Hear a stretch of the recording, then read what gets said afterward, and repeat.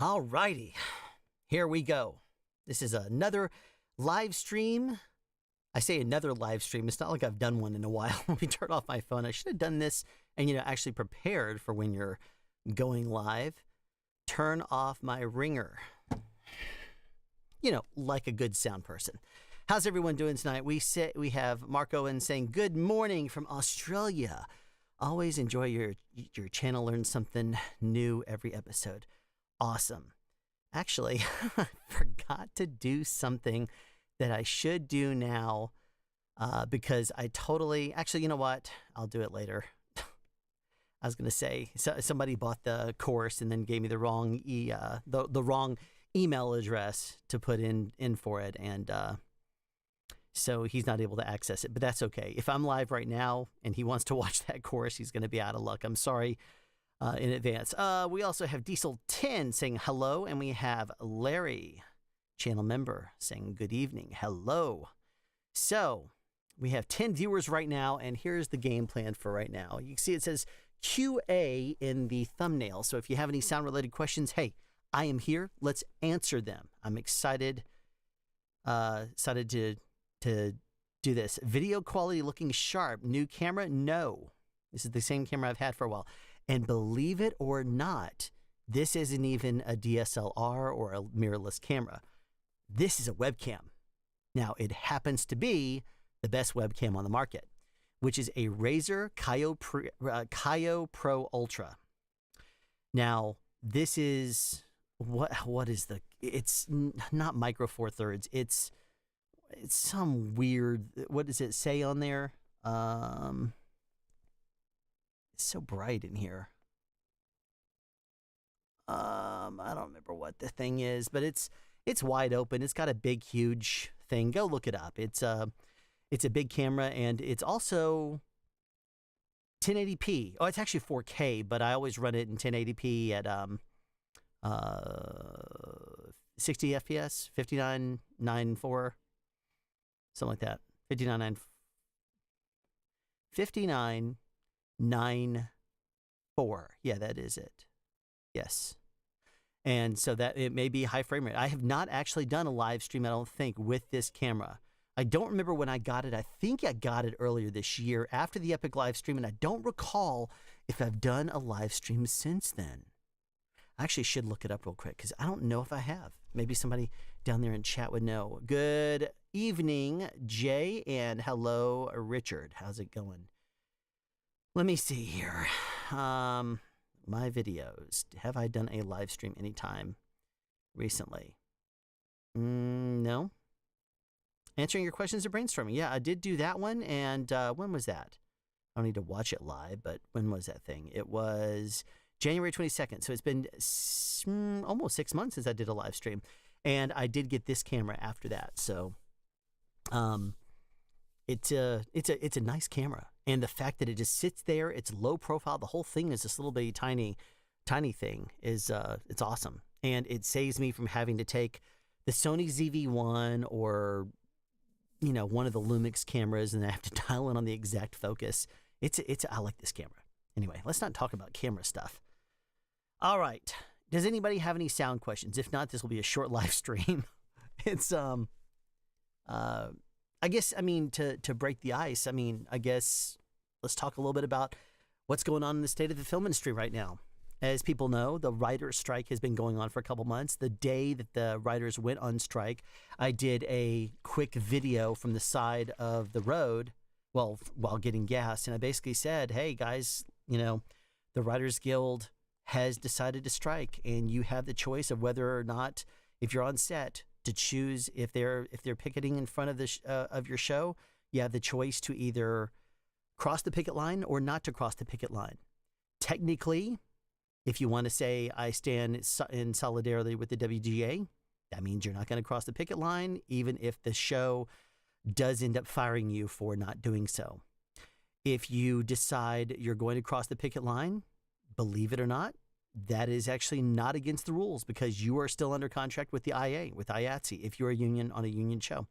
So it is your choice as to whether or not you cross the picket line or not.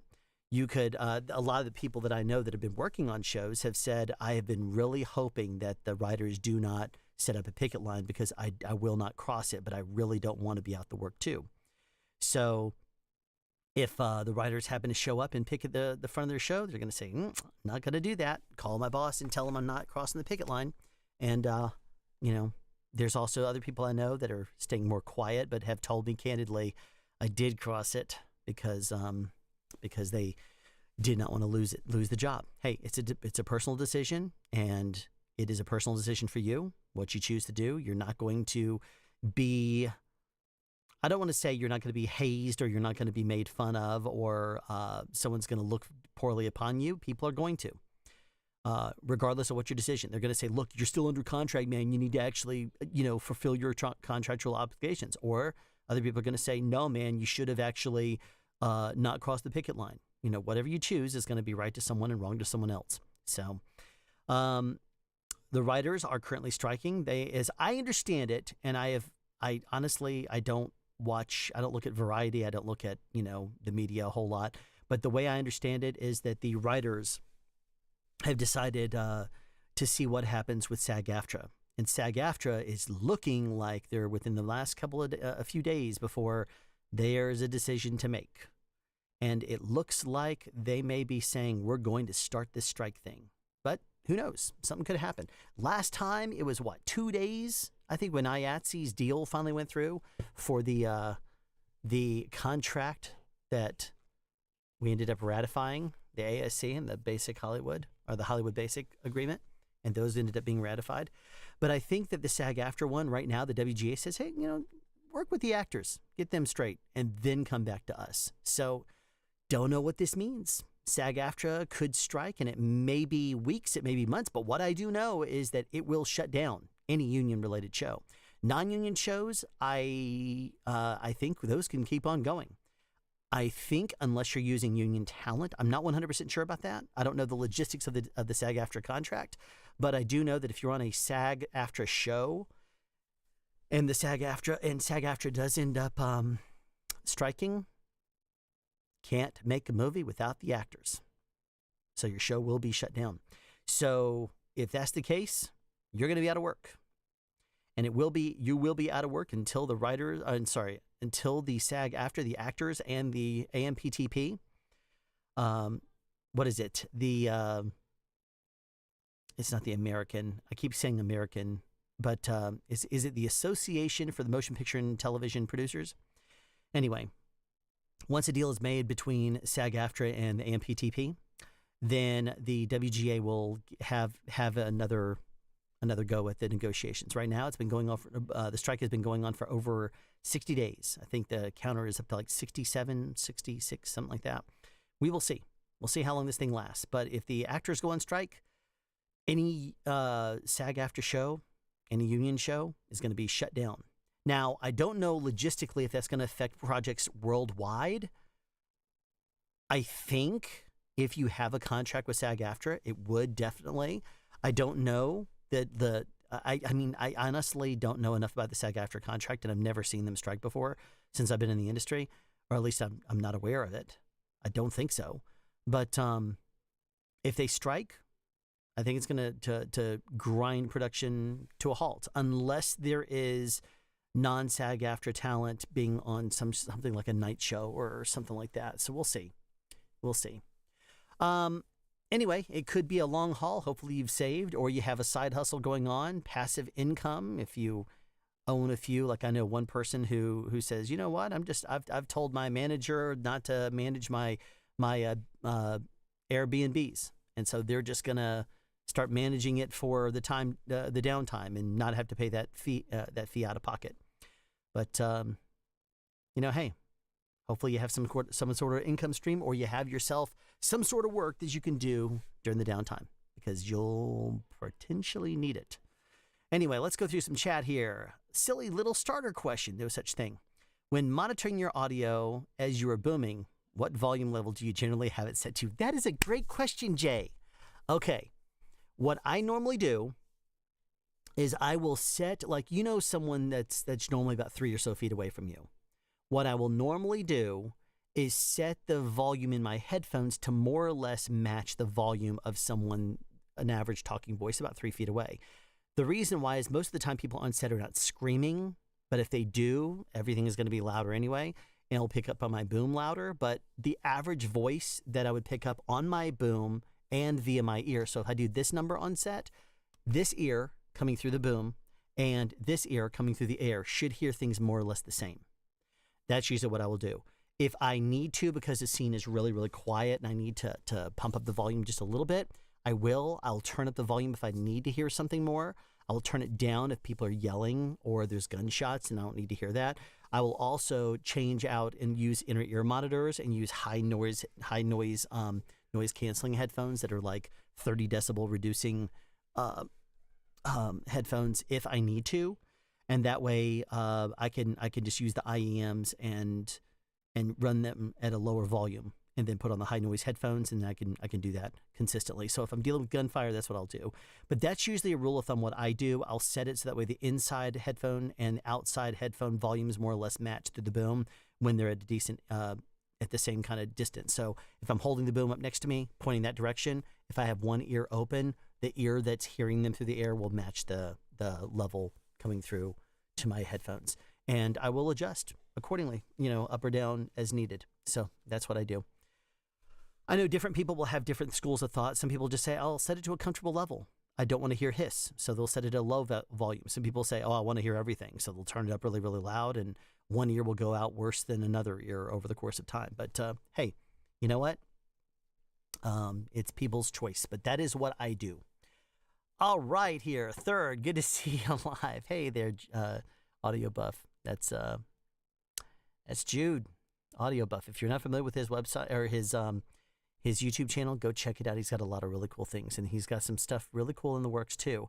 He also, and I'm going to tell you this, I'll say it publicly, whenever I teach a class on connectors and cables, which I did a couple months ago, or about 2 months ago at this point, I will almost always tell people there is one video that I will show during lunch. It's about a 22-minute video. I don't want to just do it in the middle of the class because the classes could last 4 or 5 hours.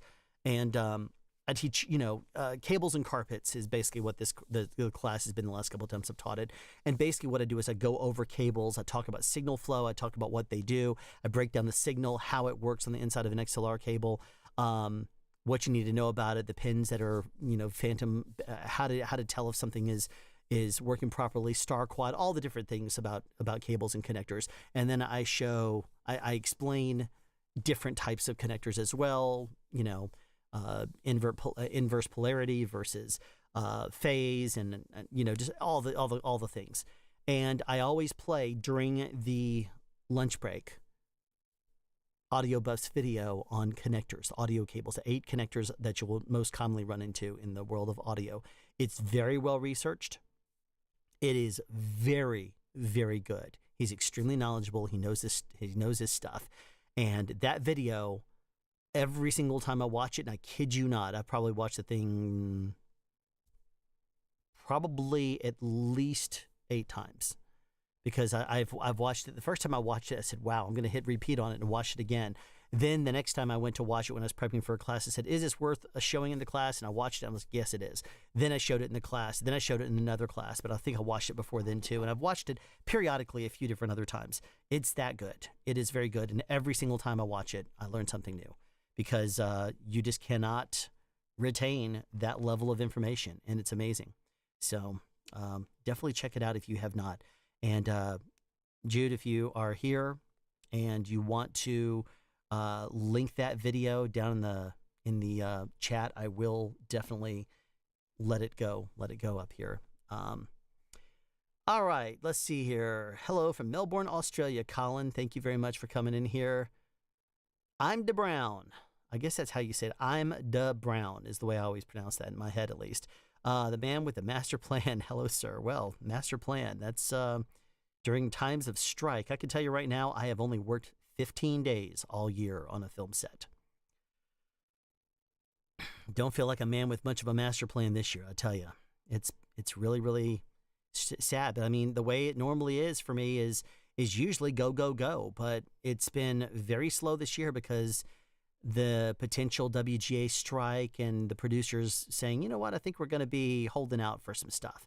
and the WGA doing the exact same thing. So that's meant production has been slower, and most of the sound mixers that I have connections with have not had shows, or one sound mixer actually had me and one other person that was on her list to contact if she got a show. And she ended up getting the show, and it was a last minute thing. She started to panic because the show was starting very soon. And she reached out, but it was on a day I ended up having food poisoning. So I ended up having food poisoning, and I went to bed a couple of different times. I just was having a hard time because I was actually teaching a class that day and was fighting down the food poisoning. And then when I went home, I just crashed. And then I woke up a little bit and I crashed again. Woke up a little bit more, crashed again. Went to bed at 11:30. Email came through at 11:36. And I didn't wake up until 6 a.m., missed the email. And the other guy, the other boom operator, checked his email at about 12:30. And he said, hey, I'll take it. And so I missed out. So that was not good. But, you know, hey, at least he got it. He got a job out of it. Anyway, why does my nose always itch when I'm in these streams? I swear, I sit here and I record and it doesn't go scratchy. It doesn't itch, but you know, what do you know? It always ends up happening. Okay, so let's see here. Good evening, Alan. This is Matt Strives, channel member. Any thoughts on the upcoming Radius windshields and a potential for reviews comparison? I am not aware of the Radius windshield. I could look it up. I honestly have no knowledge about the Radius windshield. So I don't even know who makes it. So Radius windshield. Okay, so it's a company. Okay. It has a lyre looking bow to it. I'm not in a position to, unfortunately, go live with my screen. What do you think you're watching, Curtis Judd? Interesting. It's built upside down as a lyre. So as opposed to a lyre, which comes up from underneath like this and it holds the microphone in the middle, these have a full circle and it holds the microphone from above. So that's one way to get past the patent, I guess. You know what? It might be worth reaching out to them because they also add a twist. Looking at this, I can't. It almost looks like 3D printing, but it's not. I can tell it's not. But the sheen and the texture to it, it almost looks, I don't know. It says coming soon. Website launching July 24th. By the time you watch this, it may be launched. I know nothing about them though. And but if they want some attention, if you have any connections or something like that with Radius, send them my way. Have them reach out. Alan@soundspeeds.us. We have six likes. Thank you very much. We have 20 viewers watching live, and we're 18 minutes into this live stream. So yeah, I'm sorry to say I do not know anything about them, but it does look cool, and I will certainly, I'd certainly be interested in checking them out. I don't do sound for a living.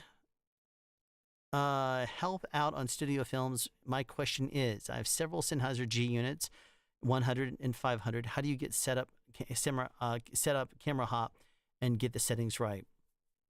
Okay. Normally what you're going to do is you're going to go out of the receiver line level in to your camera. You don't here's the thing. Once you take a mic signal and you amplify it or preamplify it up to line level, you're not going to take it back down. You don't do that. You just, some people will say, well, take a mic level back out. But what that does is it basically cranks the volume way down in order for you to amplify it again. Preamplifiers add noise. So, especially cameras. So what you do is you use something like the G, the receiver of the G unit, the 100 or the 500, and you will set it as a line level out. Once you set your gain correctly on the retransmitter, you can transmit a signal that's line level if you're going from something like an IFB or something like that going in. But once you set that level going through your transmitter and it goes to the receiver, the level is set. Once you go out of the G unit, usually if you go straight line level, it should be good and you set your level accordingly on the camera. That's usually the way you would do it. You gain staging, the way that works is you always start on the source end. So if you have a microphone, you set your gain correctly. So that way it's going to peak where you want it to. You don't set it too hot. You don't set it too low and try to compensate for it later. You set it too hot, it's going to clip. You set it too low, you're going to have to boost it up later. It's going to not be proper signal to noise ratio. You're going to be overblowing out it's going to be overly noisy. So you set your level correctly at the microphone, and then you have it go into the G transmitter, the 3, 4, or 5. You know, I got to say that now. And then once you set your level to peak wherever you want it to be, you wanted to peak about negative 12 dB. You wanted to peak, you're going to be more aggressive, peak it around negative 7 dB. If you know you're not going to be screaming, you might do that if you know your levels are going to be fairly consistent. Or if you want to give yourself more headroom, you know, some people I know will set it for negative 15 or negative 18 even. And then once you transmit that, the receiver is the next gain stage. It's the next place to adjust a level, is what a gain stage is. So then you will take the received signal, you'll make sure that it is going to send out line level correctly. And then on your camera, you set the level accordingly again to peak at whatever you want it to. So if it's going to peak at negative 12, you set it to peak at negative 12. If you set it, if you wanted to set it, you know, a little bit more or less aggressive there, that's fine too. It's your choice. But normally what you would do is you'd set your level correctly, starting at the source and working your way back to the signal flow. And that will really come in handy as soon as you start running through something like a 500 system or something like that, where you have multiple different modules in there. You end up starting to run through something like a DBX286S, which is what I'm running through right now. I always do that on the live streams. Basically run through your microphone right here, goes straight down into the DBX286S. Then it runs into my Sound Devices Mix Pre 6. So I set my level. I actually add a lot of compression to it, so that way my level is always consistent. Even if I back up a little bit, it sounds a little more, you know, a hollow type sounding from the room. But then as soon as I get close again, it brings up the level. If I get too close, it will compress the level down. So once you set the level there, it goes into the Mix Pre 6, and then it's going to be fine. As long as you set your gain just fine right now. And right now I am peaking, my level on the Mix Pre 6 is probably peaking at negative 11 dB. And I occasionally hit the compressor on the DBX286S. What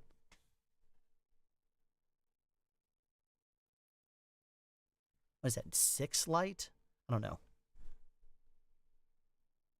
Yeah, it's the 6 light will usually pop on. I think I hit the 12. No, that's the 9.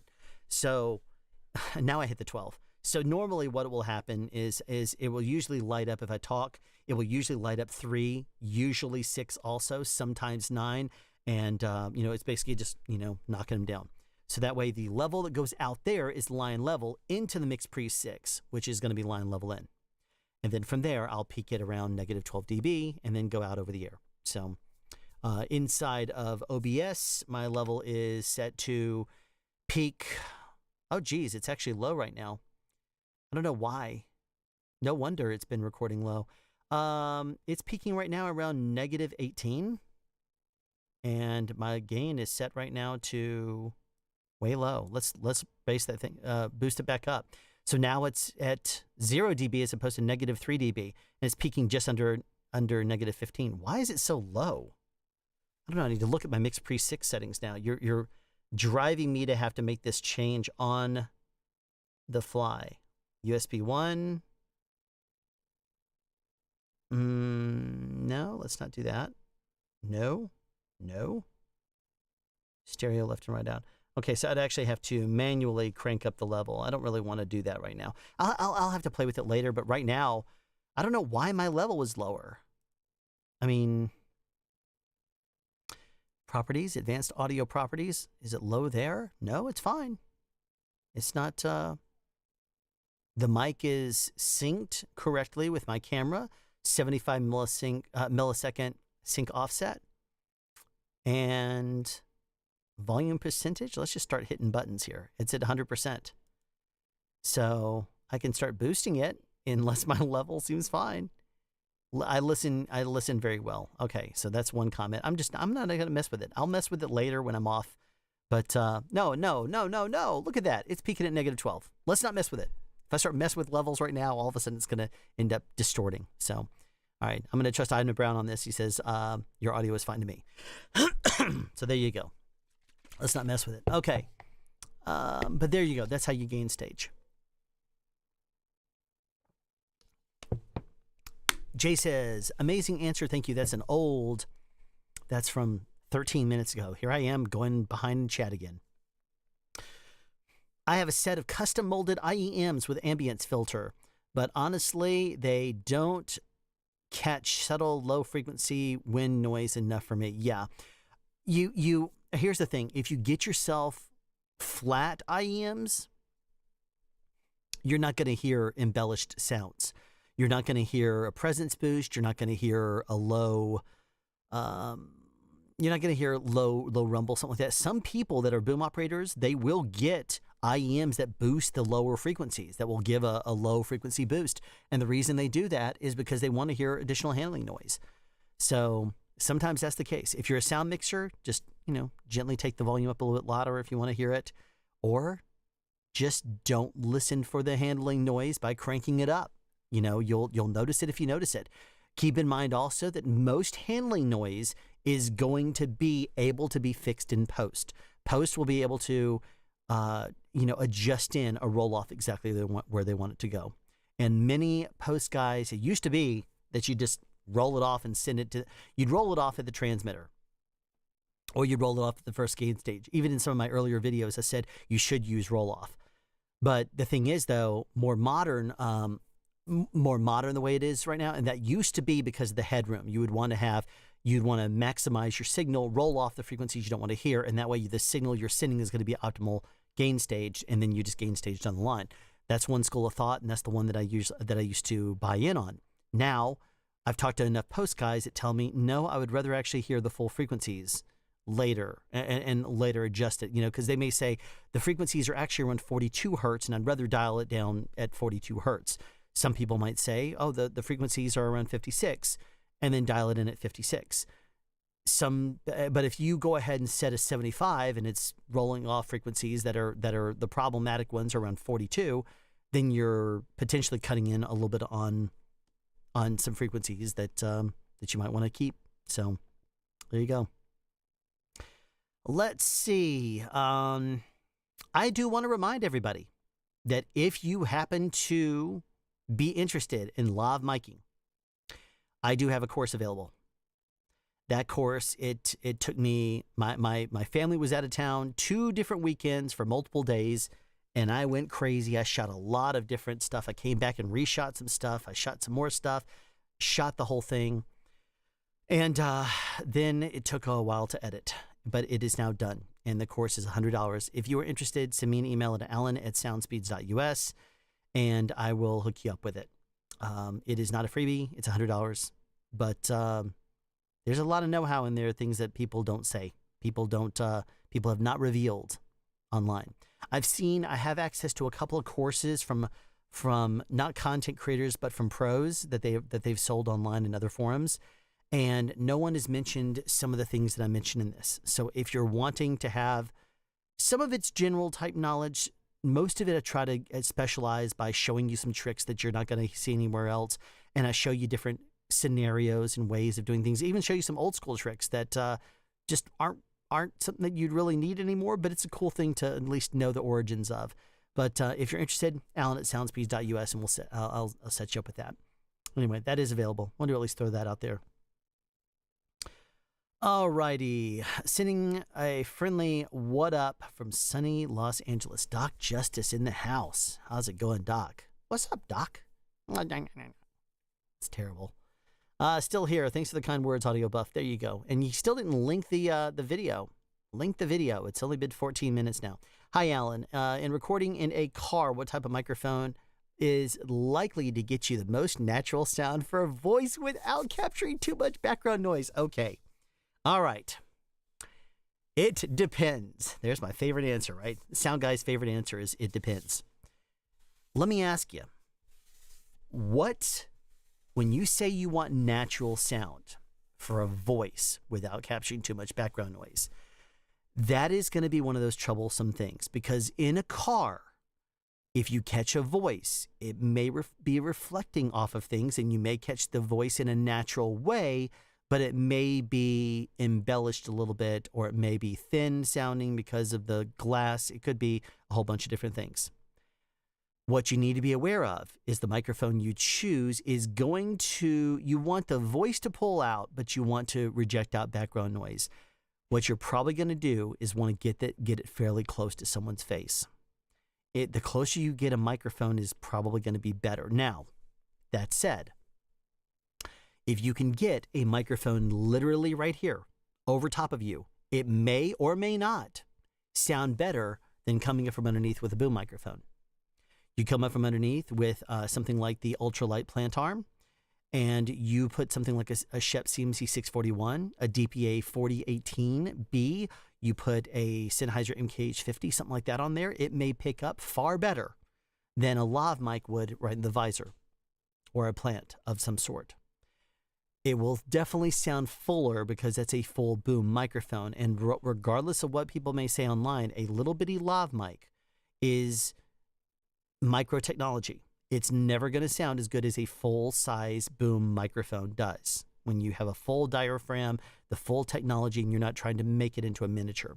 So you will have better results if you use a full-size microphone. Now, if you have enough headroom, you can put in the visor above you something like a CMC 641 with a GVC swivel on there, and you can put that in the visor, and you just put a couple of lassie bands or bongo ties around the entire visor, and that way it stays relatively flat. Then your boom is very close. You're basically booming overhead very close to the top of your head, but then will cameras see it? So if the answer to that is yes, you have to take it higher, in which case you may end up not being able to use the GVC because it would stick down too much. Now, you can also use, if you want to go low profile mode and get something that's going to pull out the voice a little bit better, you could go lav mic, or my favorite choice on top of a lav would be a DPA SC 4097 or 4098.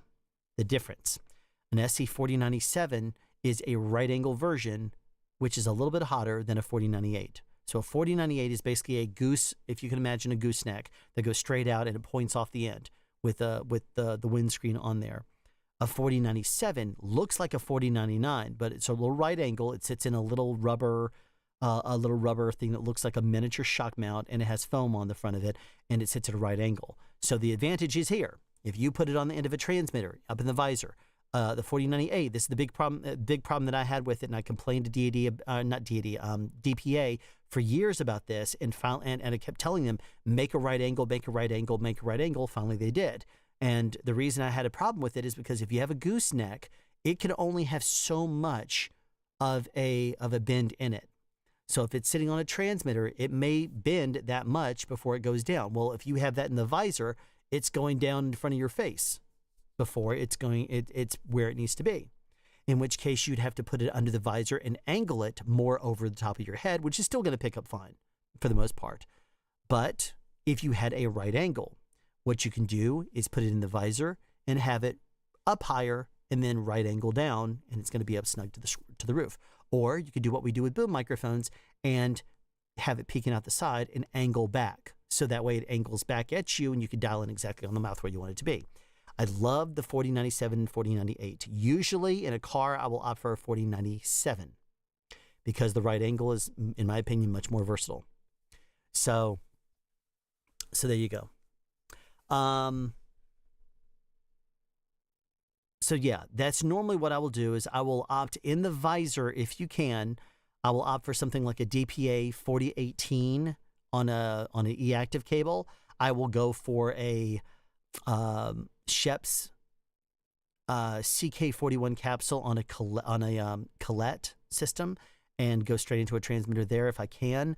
That way it's low profile. I'll have the GVC if I want to, but I will try to keep a very low profile boom capsule up above. If I can't do that, usually I will opt for coming up underneath with a MKH50 with a DPA of some sort, with a Shep's of some sort coming up from underneath. And then if I can't do that, usually I will opt at that point to have something like a 4097 or a 4098. And then if nothing else, I'll put a lav up there. I am familiar with the Senken Cub one. I've used it many, many times. It makes planting very easily on a piece of Lexan polycarbonate. The biggest thing that I just don't like is it's very tinny sometimes. You can also, if you happen to have some of the old Peter Ing Omni Gooses, you can throw one of those up there. Usually you can throw one of those in the center of a car coming off of the visor, and it will pick up pretty evenly as long as you don't cue your face away from it, or if the windows are down. The big thing is, if you come up from underneath, you will baffle some of the outside sounds if the windows are open, more so than you will if it's in the visor up above you. So just be aware of that. So if you want to reject out a lot more of the background noise, that's going to be your best bet if you come up from underneath most of the time. The difference is, though, what you might end up hearing then would be hand noise, or potentially blocking, using a hand to block off, and suddenly it sounds more like this, where it sounds thinner and it sounds blocked, because it is. You know, you put it in someone's arm. There you go. So whoops, almost hit stop stream. That would not have been good. So anyway, few things for you to keep in mind there. Food poisoning is awful. Yes, it is. It was definitely bad for me. Apache Bro, is that what that says? Alan, what is the name of that video you said you watched and rewatched about 8 times? That is one from Audio Buff, and he still has not posted it. So you know what I'm going to do? I'm going to perform a service, and I am going to, I'm about to type in Audio Buff in Google. I'm going to go to Google. I'm going to do a search for Audio Buff and 8 audio connectors. That's fine. Yep, that's our bad boy right there. It's about 22 minutes long. I will link it right now down below, so that way you will always have it connected to the stream. I should have done this a few minutes ago since he didn't. There we go. So that is the link to it if you'd like to watch it. It's a great video. Very knowledgeable. Go check out Audio Buff and make sure you subscribe to him, because he's awesome. Also, two of my favorite videos he ever did are shorts. And it's the kind of thing that happens like when I'm left unsupervised, except that his wife was there, and I forgot what they're called. It's like, don't try this at home 1 and 2 or something like that. It's hilarious. You posted it? Where'd you post it? I didn't see it. I wonder if this thing blocked it. You know what I should do? I should make you a moderator in here, because add as moderator. Yeah, managing standard moderator. Yeah, there you go. I trust you. Hopefully I did the right thing. Audio Buff is now a standard moderator. Okay, so there you go. You can actually post things like that, because I think it looks like chat may have blocked it, as far as I know. But you should be able to see that now. Don't abuse the authority. But no, people I know and I trust, you know, I'll give you that. I've given the power of moderation in the chat. I'm not as bad as Kevin, Basic Filmmaker. Kevin will basically give it to everybody. Everybody's going to be blue with a wrench inside of his chat. You know, if he knows you, he'll put you up. He'll put you up there. But anyway, all right. So that's the name of the video. Do you have any tips for booming in tight spaces, or any for getting good audio out of giant echoey rooms? All right, booming in tight spaces. The main thing is, don't use a shotgun microphone if you can avoid it. Use something that is more cardioid shaped if it's a tight space, because you're going to want to try to, and also try to see if you can dampen up the room a little bit, so that way you're not getting as many reflections if you can. Hopefully you'll have fronting pads up there, carpet on the ground, that kind of thing if you need to. How about in a giant echoey room? Biggest thing there is, if you can, if it suits the characters or whatever, try to see if they can not scream. A lot of the times actors who yell, that's when they're gonna their voice is gonna echo. It's gonna travel, bounce off of a wall and come back, and it's not gonna dissipate enough. Usually if there's enough power to get a voice across and bounce off of a back wall or something like that, it will come back into the microphone and potentially cause it to pick up.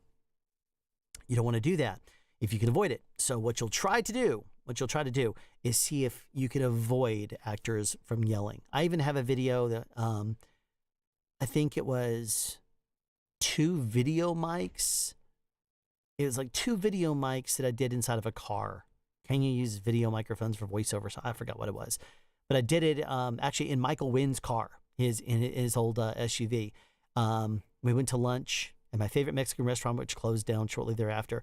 And then we ended up just went over and grabbed his 2 video mics, and we recorded audio samples in his car, and then went up with the video. So that is that's that. But usually, what you'll do is try to pick out something if you're in a tighter space and it's reverberant at all. You want to try to not use a shotgun microphone. Use something that's a little bit more focused, like an MKH50 would be fine. MKH40, use a DPA 4018 close.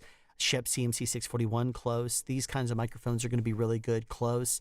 Try not to yell. If you can avoid having someone yell inside of a tight space, that's going to make the reverberations more limited. If you're in a big, wide, reverberant room, the same kind of thing. You're going to have a lot more reverb or echo if you end up having someone yell. So you want to try to eliminate that if you can by having them not yell and keep their voices down. That's a director call, technically. Depends on what the scene entails. But that's usually what I'll do is I'll try to see if I can. If not, I will only use a shotgun microphone if I absolutely need to get the actors with a higher headroom. Sometimes in those rooms, in those bigger rooms, they will hold more headroom because there's like chandeliers or something they're trying to hold. In which case, you may need a shotgun in order to dial in on them. But guess what? As long as it sounds like it looks, you're good. So if you use a shotgun microphone, because that's what you have, even if you're in a tight space, it will sound like it's a tight space, and therefore it will be fine. But usually those are the rules of thumb I will follow based on the room and that I'm shooting in and what I need to do. I'll use a shotgun if I need to pull out a voice at a farther distance. I will use something that's a little bit of a wider pattern, like a supercardioid, hypercardioid, or a cardioid, if I need to get a closer sound. That's usually what I'll do. All right, Doc Justice says Radius Windchills was founded by Simon Davies, who previously founded and sold Rycote. Gotcha. So it's probably really good stuff.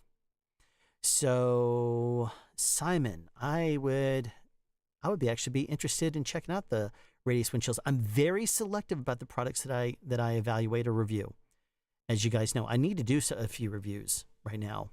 I'm not wanting to accept any more products right now simply because I'm behind. I need to get caught up. So anyway, but you know what? I like old school Rycote products. So if Simon did reach out to me, I'd be interested. Congrats, sound speeds. All right. Is it worth investing in a Cedar DNS? For what purpose? I mean, it's a lot of money to shell out if you're just going to add it in a bag or if you're going to put it on your mix cart. Plus, are you going to add it into like any of your audio feed? You're going to, the equivalent of like side chaining it out and then running it in through the Cedar DNS before you go to your mix track? Because if so, I would strongly advise against it. Usually, if you do something like noise cancellation on a Super Cement 2U or something like a Cedar DNS, that trains people to, oh, sound doesn't need that sound cut off. Why would we need that sound cut off? Because I don't even hear it in my headphones. So let's not train people to get into bad habits. What I have known mixers to do is run the regular mix track, and then sometimes they don't even list it in the metadata, or they might mention it occasionally, but they give an extra track. And they'll put a different mix track with a Cedar DNS on there.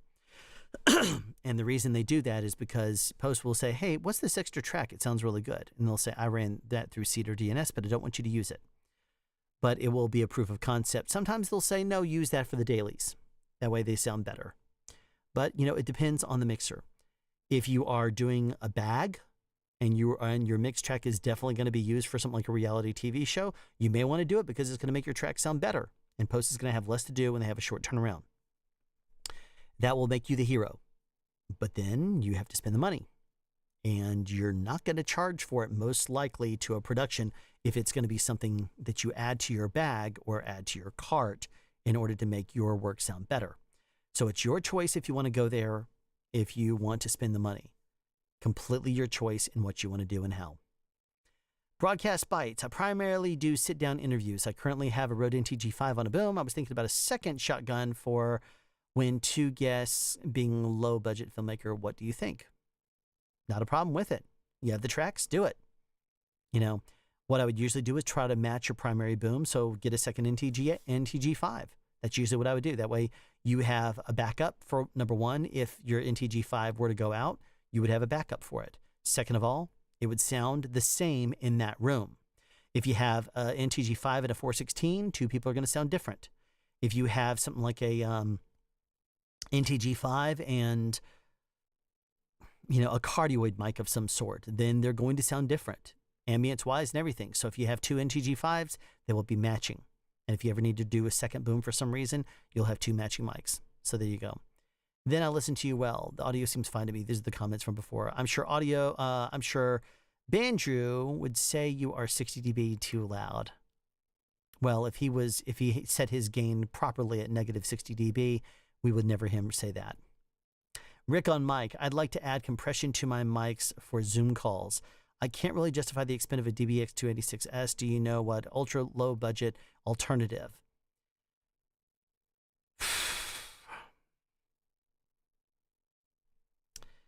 I mean, when you go in with your microphone, I always use hardware compression, or I'll do it in post through Reaper. I don't really do anything else on the fly unless it's hardware based. So what I would say is, where do you take your audio in? I don't know if Audacity has a way to do it. I don't know if you have a DAW. If you do, you could probably add something on the fly. It may add a delay, because anytime you start to add processing, you may end up adding delays to it. It may be a few milliseconds, and may not be enough to have it shown. But I'm not 100% sure about the answer to that. If you were using Open Broadcast Server, OBS, or software, Open Broadcast software, I know you can add VSTs in that if you happen to have them. Then you can add compression. But I don't know that you would be doing that if you're going into a Zoom call.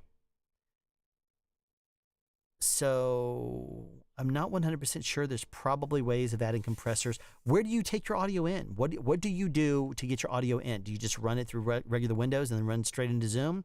If so, you're probably going to need to add something else. If you run into an audio interface that has some sort of a software or any kind of software end, then you might want to see if there's a compression that you can turn on there, because that may be something that you can do. All right, then. How did you get your start in the film industry? Have you ever worked as a mixer or utility before? Okay.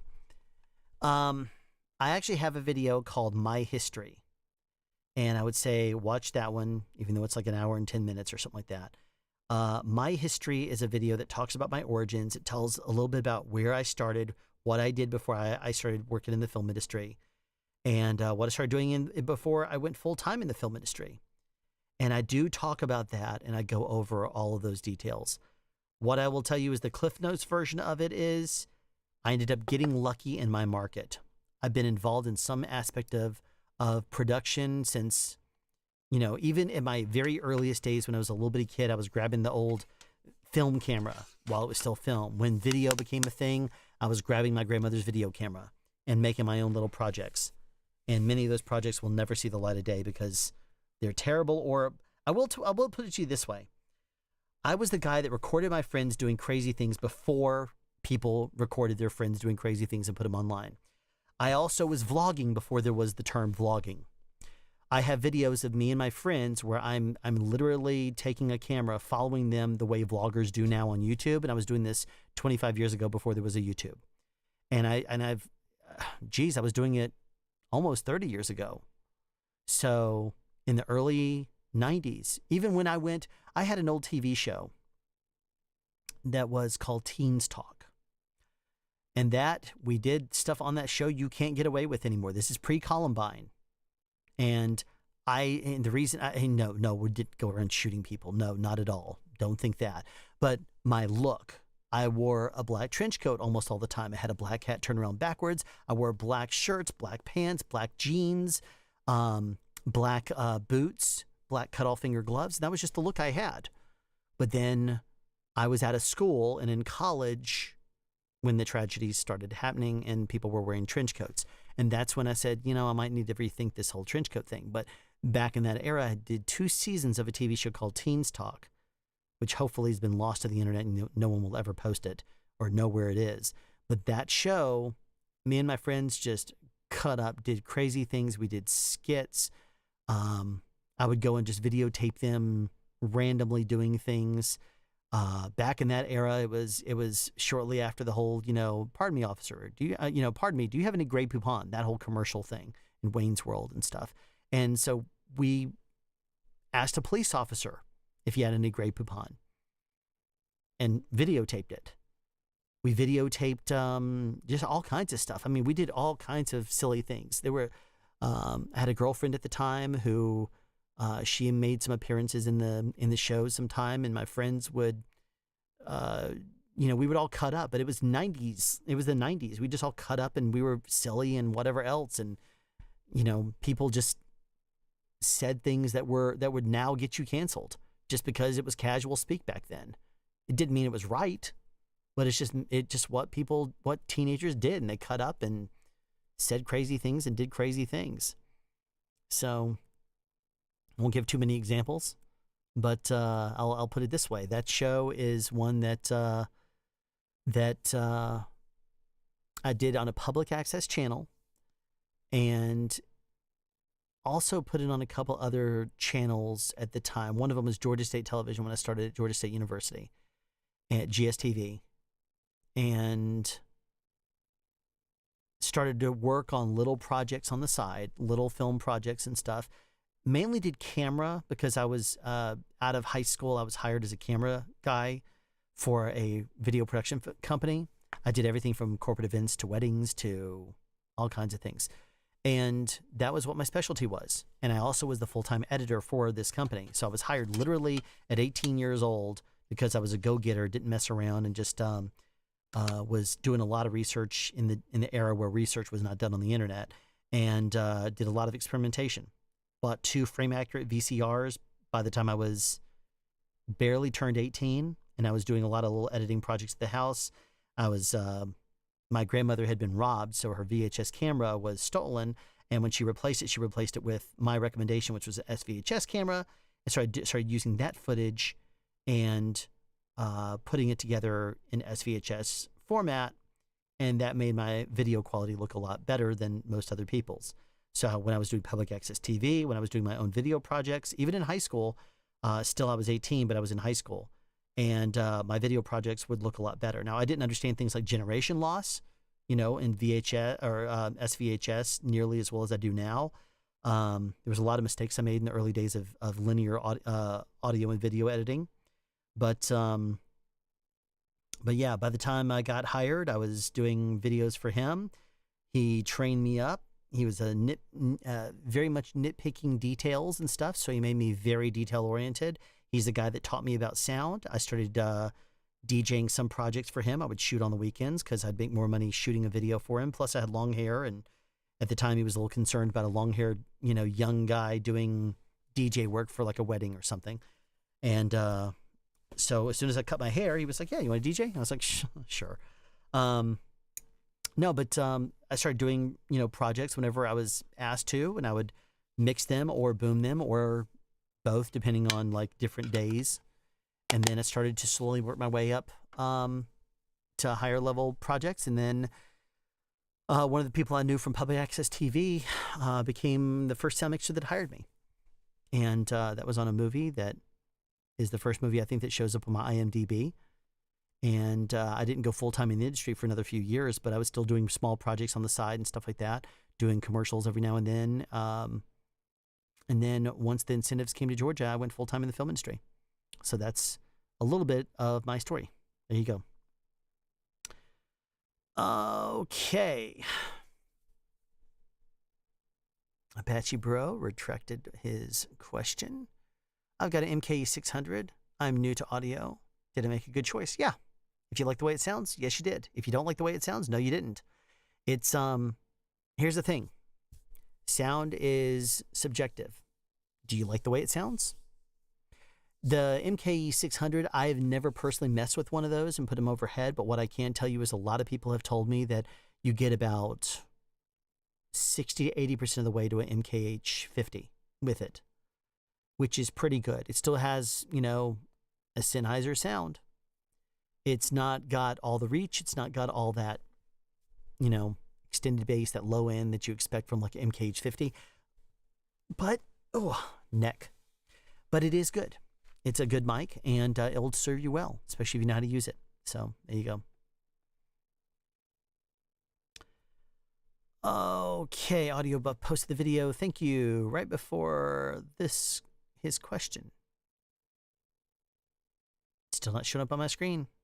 Jude, don't know where it is. Doesn't matter.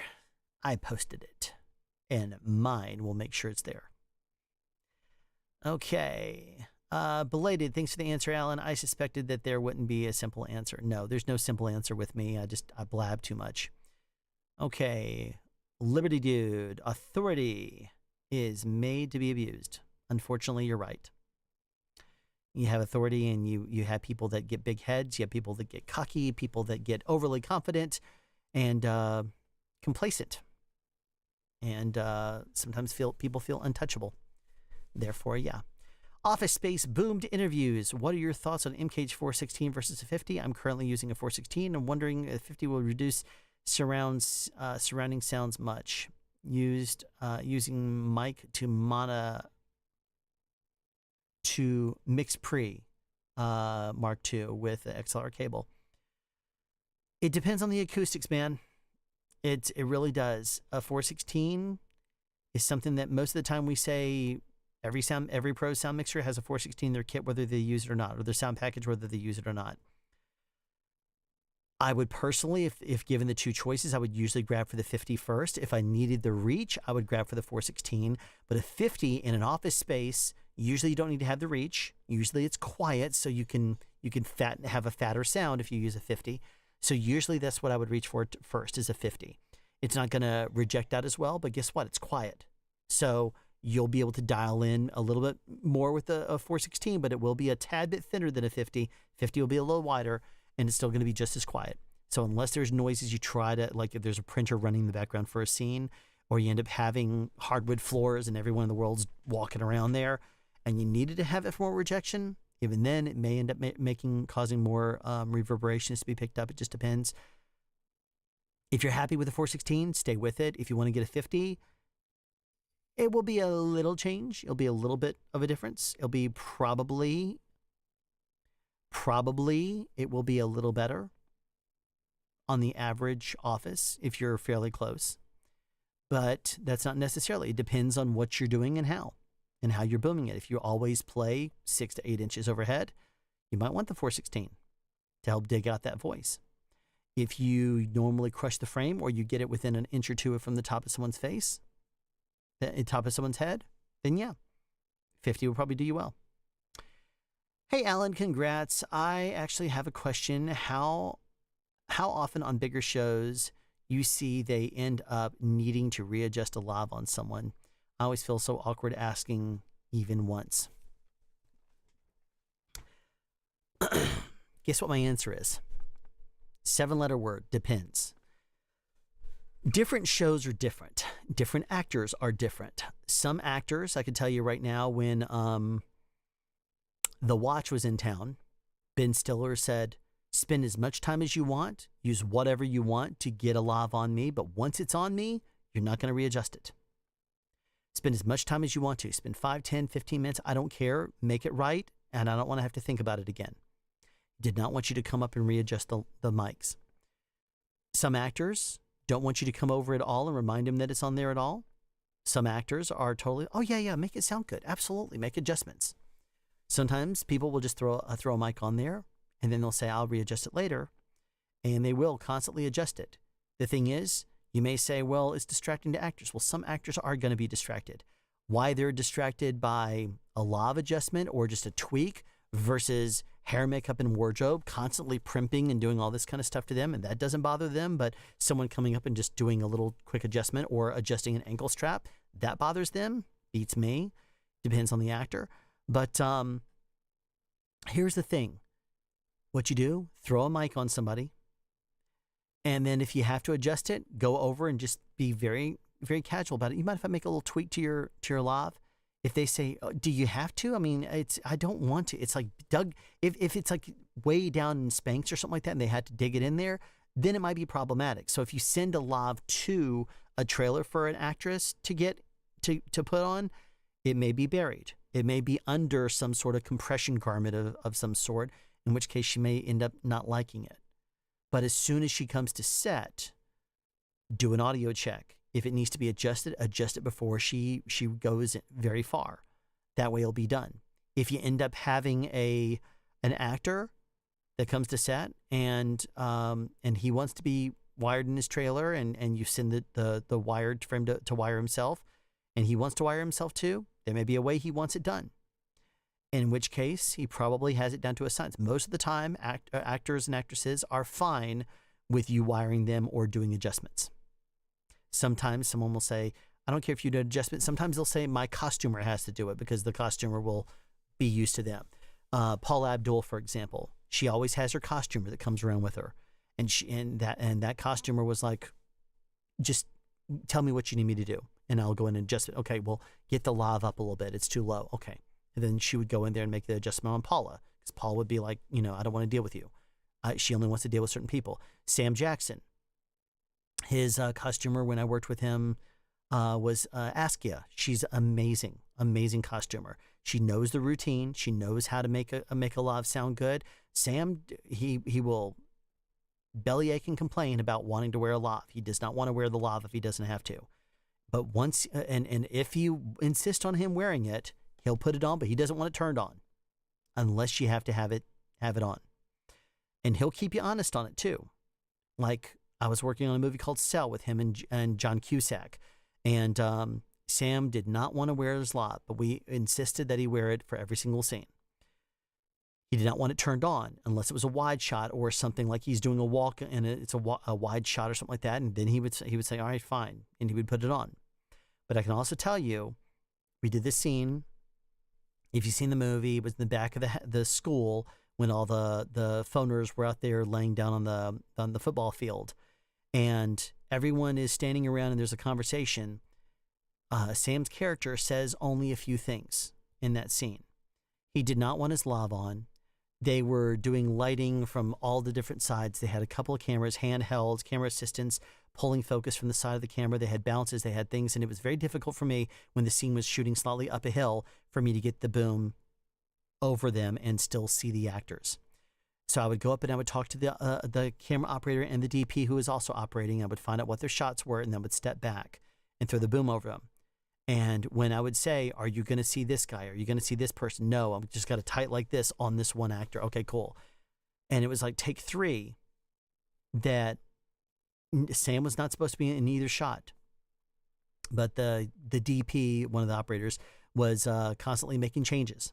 He was constantly tweaking something, making some change or another, and he'd make an adjustment on the fly.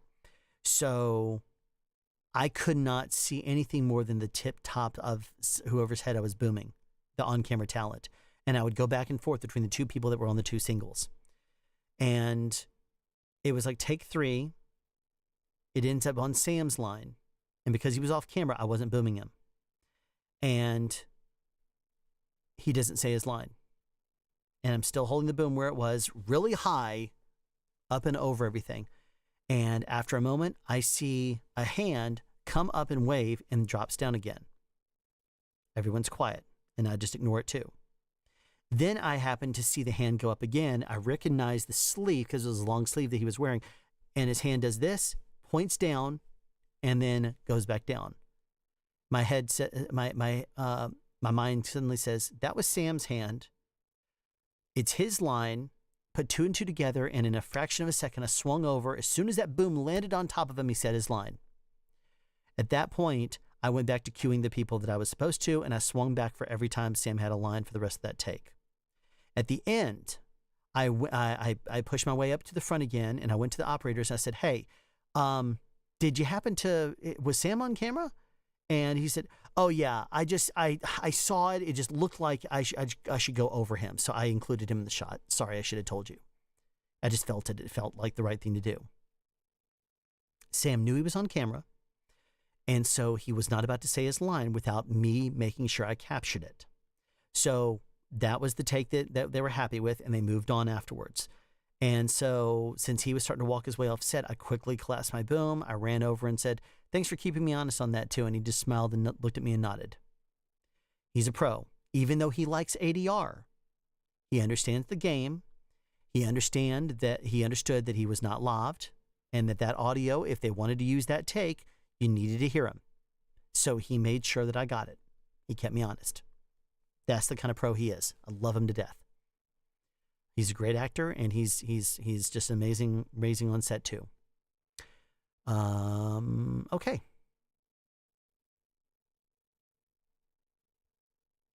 Let's see. Is for podcasting. Oh, MK600 for podcasting should be fun. Yeah, I mean, as long as there's no real outstanding crazy reverb. Watch my video on how to properly use a shotgun microphone, and I'll give you some tweaks on how to angle a shotgun microphone to give you better results. And that's the same kind of thing as what you would end up doing with pretty much any microphone that's on the desk. Thanks. YouTube ban links in chat if user is not moderator. Got it. I thought that I had cleared that. I thought that I had unticked the box that said block URLs. So which member of the Breakfast Club did you relate with the most?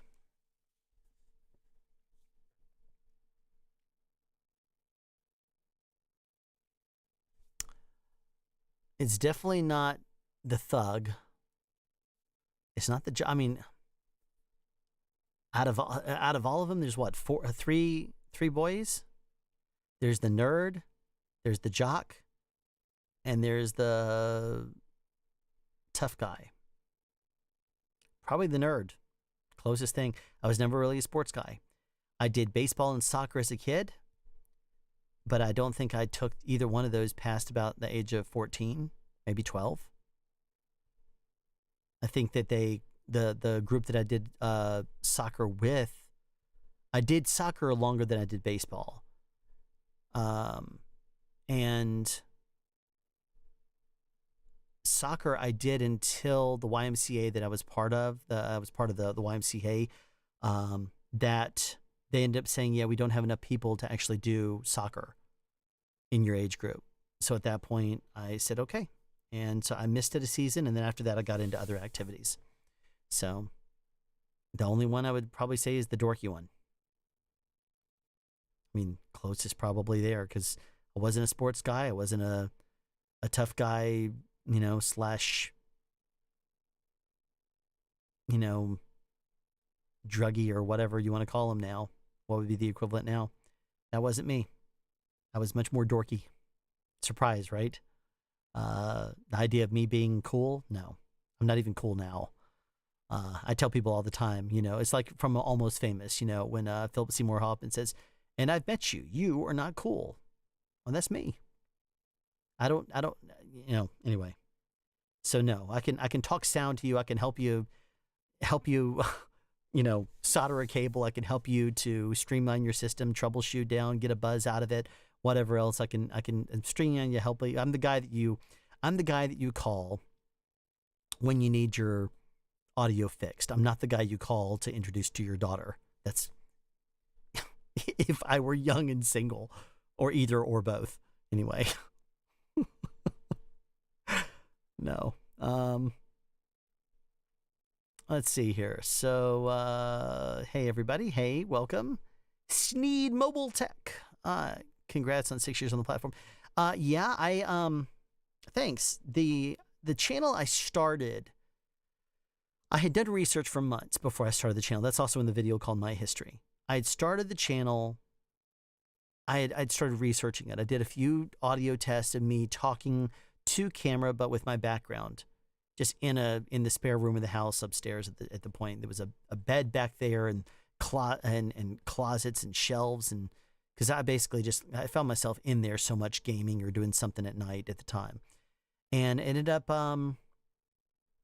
doing a few tests, but it just looked like a regular room and it didn't sound good. And if you start off a new YouTube channel, it doesn't matter what your experience level is. If it doesn't look good, if it doesn't sound good, then it's not going to pick people up. People are going to, like even the background that I originally started with, where it was just foam, people would, if you look back at some of my old videos, people would make fun of me, say, you call yourself a pro and you're using they would say 1-inch foam, but it was 2-inch. Not that that really matters a whole lot. They'd say, and you used that cheap garbage foam back there? Well, I did, because at the time I had committed to doing 100 episodes, and mainly I said I was going to do a new episode every 3 days. And my purpose was to supplement the real life classes I was doing. So if I wanted to answer a topic that I didn't want to end up having to do answer over and over and over again, what I would end up doing was telling people, I'll do a video about it. So that way I could say, watch this video and I'll answer the same question over and over again. A lot of those early videos I have on the channel, people don't watch anymore. So those might only have 200 or 300 views, and that's in 6+ years. But a lot of the earliest videos on there were supplemental, that if someone were to ask me in one of my classes, how do you get a microphone, explain camera height? I'd say, watch my video, do a search for sound speeds, camera height, and it will explain it.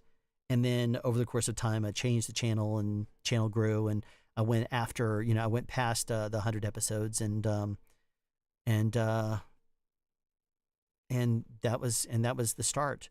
And then I've been releasing weekly content since. So that was the origin of sound speeds. That was the way that it basically, I started it and started doing it.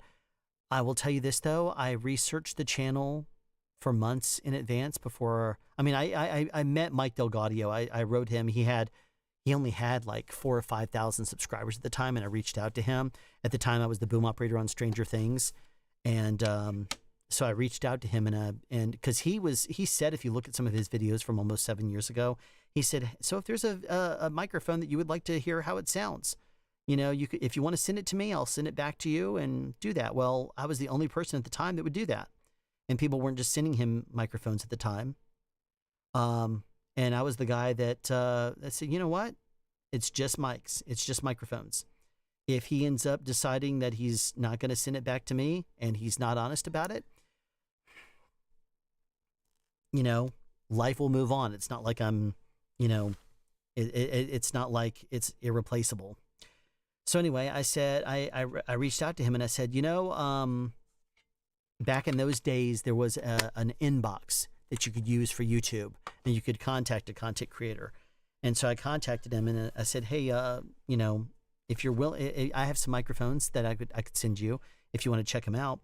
And he wrote me back and said, yeah. And I said, I would like to actually speak with you on the phone to feel you out and to ask you some questions just to make sure we're on the same page before I send you anything. He said, absolutely. So I called him on my way home from Stranger Things one night, talked to him for over an hour. And afterwards I said, all right, tell you what I'll do is I'll send you some mics. And once you use them and you send them back, I'll send you some more. Let's just make sure that, I send him a few $100 ones and stuff, like the M Audio Nova was one of the first ones I sent him. And I sent him a few other things. And once he sent those back to me, I said, you know what? I'll send him a few $100 microphones. And so I sent him some more. And then I sent some more. And then when I got the Mix Pre 6, I literally didn't use it and connect it up to my system. I said, I'm curious as to what a voiceover artist would do with it. Hadn't started SoundSpeed yet. So I said, actually I had at that point, but I was still using the interface that I was using. And I said, you know what? I have my system down. Once I add the Mix Pre, I'm gonna run with it. So the last thing I think I sent him is I sent him the Mix Pre 6 straight up. Maybe I sent him the GPA 4018C. And he did a video called $1,300 for that. And he's looking at it all puzzled, just the capsule. But I sent him the Mix Pre 6 as soon as I bought it, before I even hooked it up. And he did his evaluation of it and talking about what it would do for voiceover and what he would do. And then he sent it back to me and I connected it up and it's been on my system ever since. But yeah, that was my original origin in talking to him. And he answered a lot of questions for me as I was starting to do research. Matt Price from Sound Rolling, he answered a lot of questions too. He interviewed me 8, 9 years ago, something like that. Forgot when it was, like 2014, 2015. He interviewed me, and I think I'm Sound Chat 11. If you go to Matt Price, Sound Rolling, and you look under his sound chats, I think I was his 11th person he interviewed almost 10 years ago before I started SoundSpeeds. So I reached out to him and I asked him if he thought I would be stepping on his toes if I did a channel too. He said, no, man, the more the merrier. He doesn't really release content anymore, but or very often. or consistent at least. But yeah, so I started with basically that, and that was my origin and how I kind of came to start Sound Speeds. I had started the channel, I think, and I officially launched the channel. So if you look at the date of the channel, it's, I think, May 26th, May 12th, something like that. It was like a week or two before Sound Speed with an exclamation mark. David Peterson, you know, my friend from New Zealand, that ends up in the Epic Livestream every year. He started his channel like 10 days or something after I started mine, but he started releasing videos instantly. So I didn't. I sat on it a little bit. I had a channel. I started uploading to it. I started experimenting with things. I have a lot of privated videos from the early days of Sound Speeds. And then I started to, once I kind of dialed in the way I wanted to look and sound, at least to start off those first 100 episodes, which at the time I thought was going to be only 100, then I started uploading them. And I started queuing them up. And I think I only had like 6 in before the first one went live. And then I used to record every Saturday night. I'd record 3 episodes. And I would usually, my routine was, if a video went live one day, then that night I would sleep. The next day, I would basically go work, and then I'd come home and I'd edit it. The next day, I would render it, do the thumbnails, that kind of stuff, and upload it and get it ready to release. The next day, it would launch. And that night, I would sleep. And then the next day, I'd repeat. So I'd edit the video. Sometimes I'd render overnight. Sometimes I wouldn't. But it would go late, so I wouldn't sleep very much that night. And I would render the video out. The next day, I would upload it and do the thumbnail and get everything ready and to finish editing it if I hadn't already. And then I would set it for release. The next day, it would go live. That night, I would sleep. So I only slept like once every 3 nights. And at the time, that was a lot slower. It was a lot shorter episodes. They're not like they are now. There were no reaction videos back then. It was all just like quick tip. You know, here's 2 or 3 minutes talking about a topic or a subject.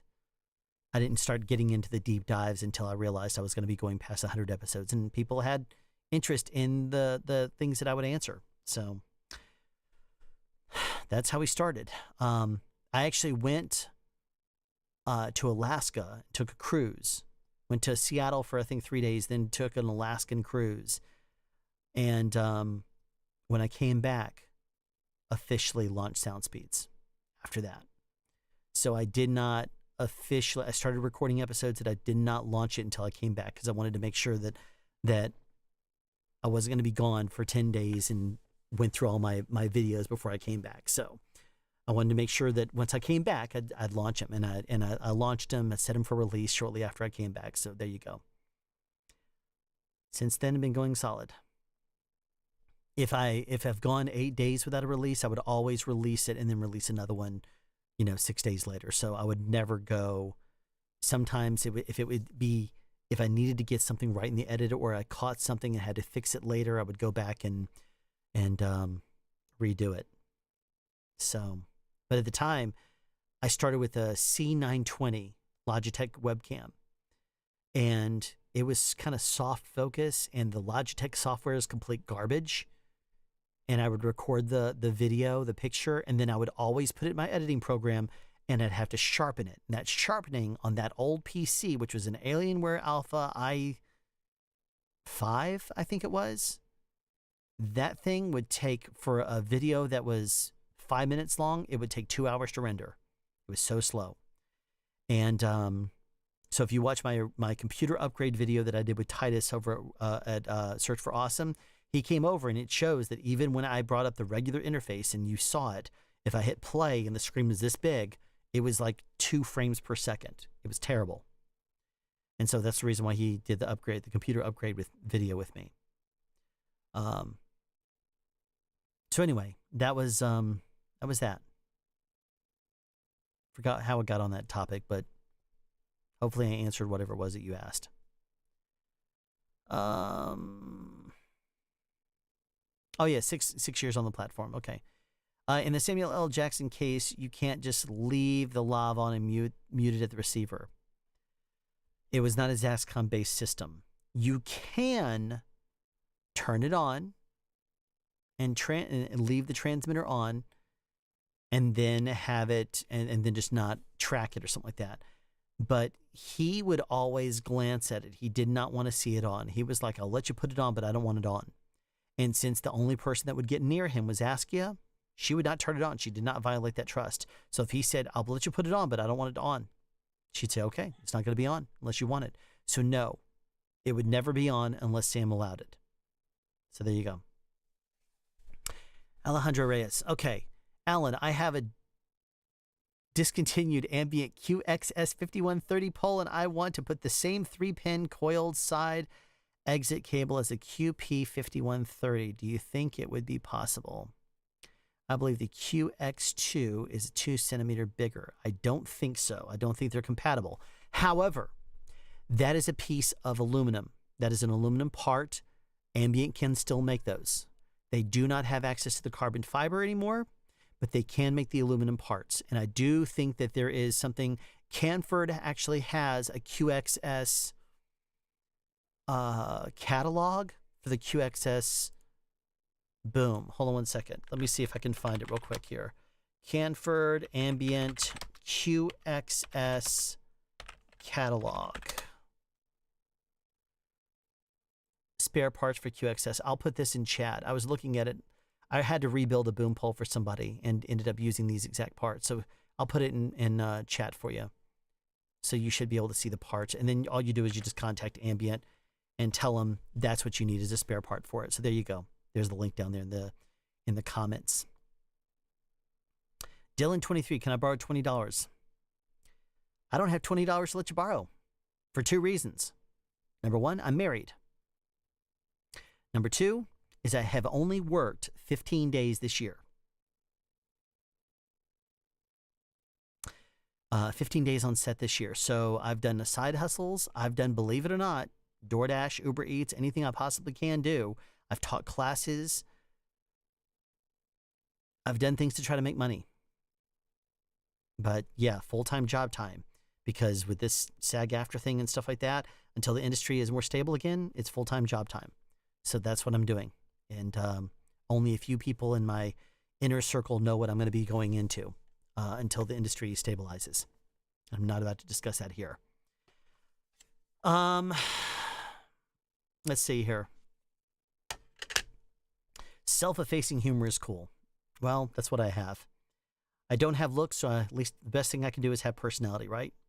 And plus, I'm not one of these people that's going to be offended and just, have their self-esteem destroyed because, some people, if they talk down or self-efface or whatever, people are going to be like, they'll say, well, you speak something into truth if you say it like that. That is true, you do. But I'm not the kind of person that's going to sit there and start to believe if I'm joking. People say something bad about me, I'm like, okay, you can say whatever you want. I don't care about you or your thoughts or your opinions. If they want to be ugly about it, you do you. Okay, fine, whatever. I mean, if they want to be loud or whatever else, believe it or not, yes, I will fire back and I'll be very direct. When people get pretty feisty in my comments, I'll shut them down real quick. And I will not be afraid at all. And occasionally I've done it where I very seldomly blocked people in my comments. I will usually hide them from the channel, so that way I don't have to see your comments. But I will tell you this, very seldom have I blocked anybody. But if someone gets feisty or starts to insult or something like that, I will fire back. And I'll fire back in a way that will make them humiliated, or probably annoy them, or if nothing else, it'll be a smack. And I don't have to. It's just my nature. I'm the kind of person that you poke the bear's going to attack.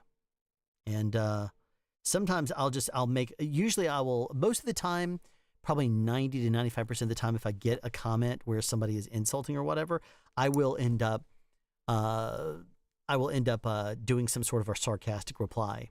Like one guy wrote on my comments at one point, he said, "Oh my God, you're so annoying. Your voice sounds terrible. Why are you so annoying?"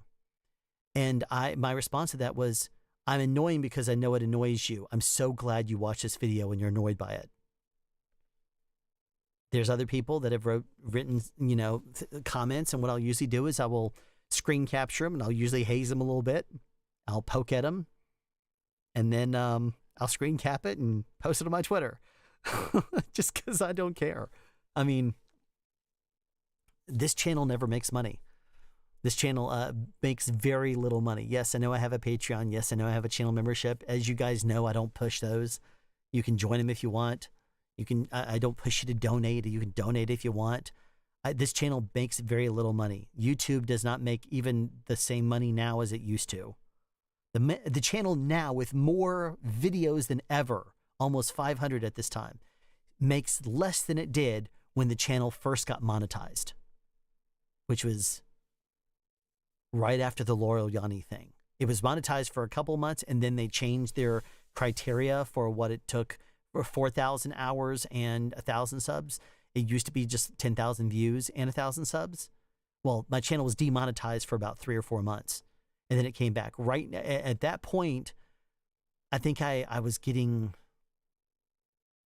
200 to 300 subscribers per month or something like that. I still get this. I get less than 200 now. But the channel at the time, I think, it was making more now. It was making more then than it does now, with even more videos, because YouTube they don't pay you as much as they used to. So it's like I've never done this channel out of the love of money and trying to monetize and make money off this channel. I do it because I like talking about sound. I like helping people. That's why. So anyway, Lord knows I spend a lot more money on this channel than it brings in. I'll be the first person that will say, how much is this gas price? This gas right now is $2.92, and this one's $2.93. I'm going to go to $2.92, and I will drive myself in a circle around and make a weird turn to get $2.92 gas, because I'm like, I'm not going to spend 10 extra cents. I don't care. I'm not going to do it. But I'm the same guy that will end up saying, that will turn around and say, "Oh, $495. Oh, the price just went up. Oh, that's all right. I'll buy it. No problem." I'm terrible. I know. My wife is always constantly telling me, says, "You will nitpick the smallest little amount. If it's a few cents different, you'll nitpick that. But when it comes down to it, you're like, oh yeah, I'll buy that." And then you spend a few $100s on something that you use for like one video or something, and then that's it. And I'm like, yeah. And then she's like, "Why do you do that?" I'm like, because it's my nature. It's because it's what I do. It's because I'm a goofus. So there you go.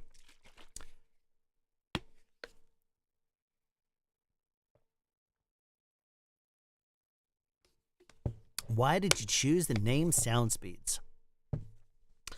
Watch my video called The Origin of MOS. But because this is Audio Buff that asked, I will tell you this.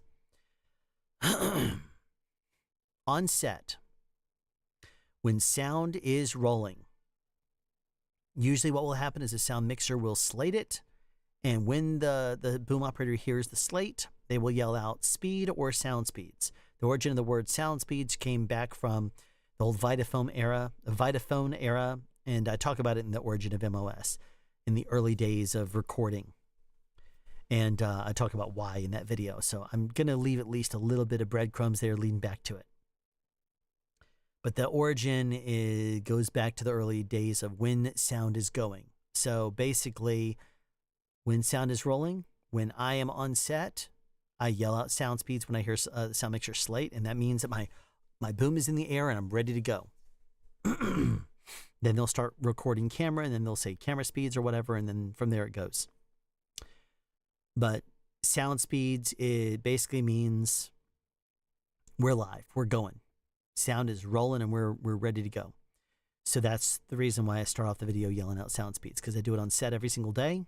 People have told me many times over that the way I yell sound speeds is unique. They've told me that for years.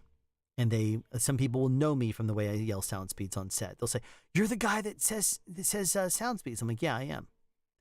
And I've had people on set that have told me, there's a guy on YouTube that says sound speeds the same way as you. I'm like, really?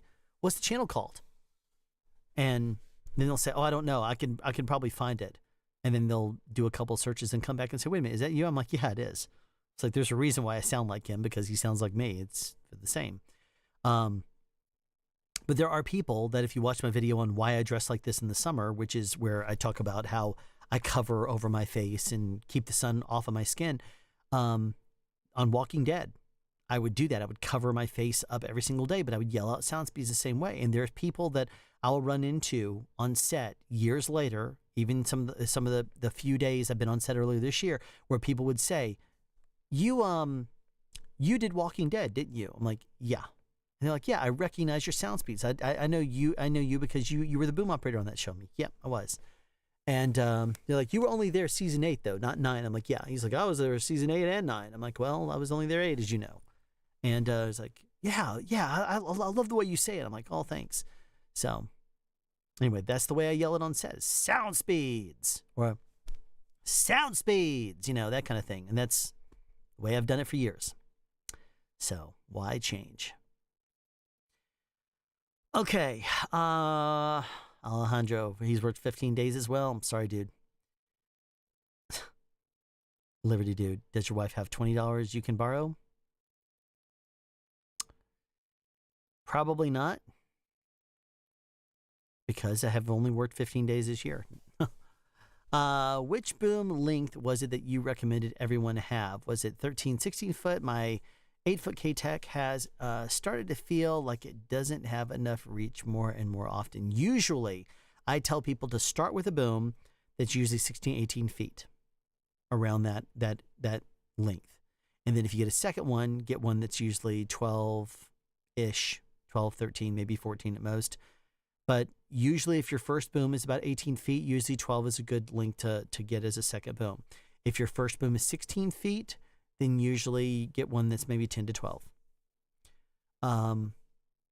If your first boom is closer to 20, then usually 12 to 14 is good. And it's usually my recommendation. Follow up. Do you ever have used the bless your heart as a reply? In chat, in my comments? No. We all know what bless your heart means here in the South. You can say whatever bad thing you want to about someone as long as you first say bless your heart. I can say, oh, bless his heart. He is the dumbest thing I've ever seen in the entire world. I'd say, oh, bless her heart. She looks like she fell down and hit every branch of the ugly tree. Bless her heart. She looks like whatever. You can say whatever you want to about whatever. And as long as you bless their heart, it's basically acceptable here in the South.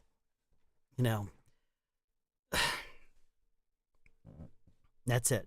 That's the way it is here in the South. That's the rules. But no, I have never really said bless your heart as a reply and into a feisty comment. I'll just straight out attack if I want to, or I'll smack them. It just depends. I don't know. I might use bless your heart at some point, especially if I anticipate that blessing someone's heart will make them matter. I will absolutely do it. What is an acceptable latency? For what? For wireless? For audio? When you're recording live stream? Like what is acceptable latency? Explain. Please explain what you mean. My bad. My 2022 PayPal gift was 2 times what my 2023 gift. I'll make it up before the end of the month. Oh, you don't have to. I'm not asking for anything. No, anything you ever donate, I always appreciate. But no, you don't need to do anything. Just you're cool. Whelp. I've never understood people that use that word. Whelp instead of well. It's like, to me, it's just irritating. Anyway, streaming. What is an acceptable latency in streaming?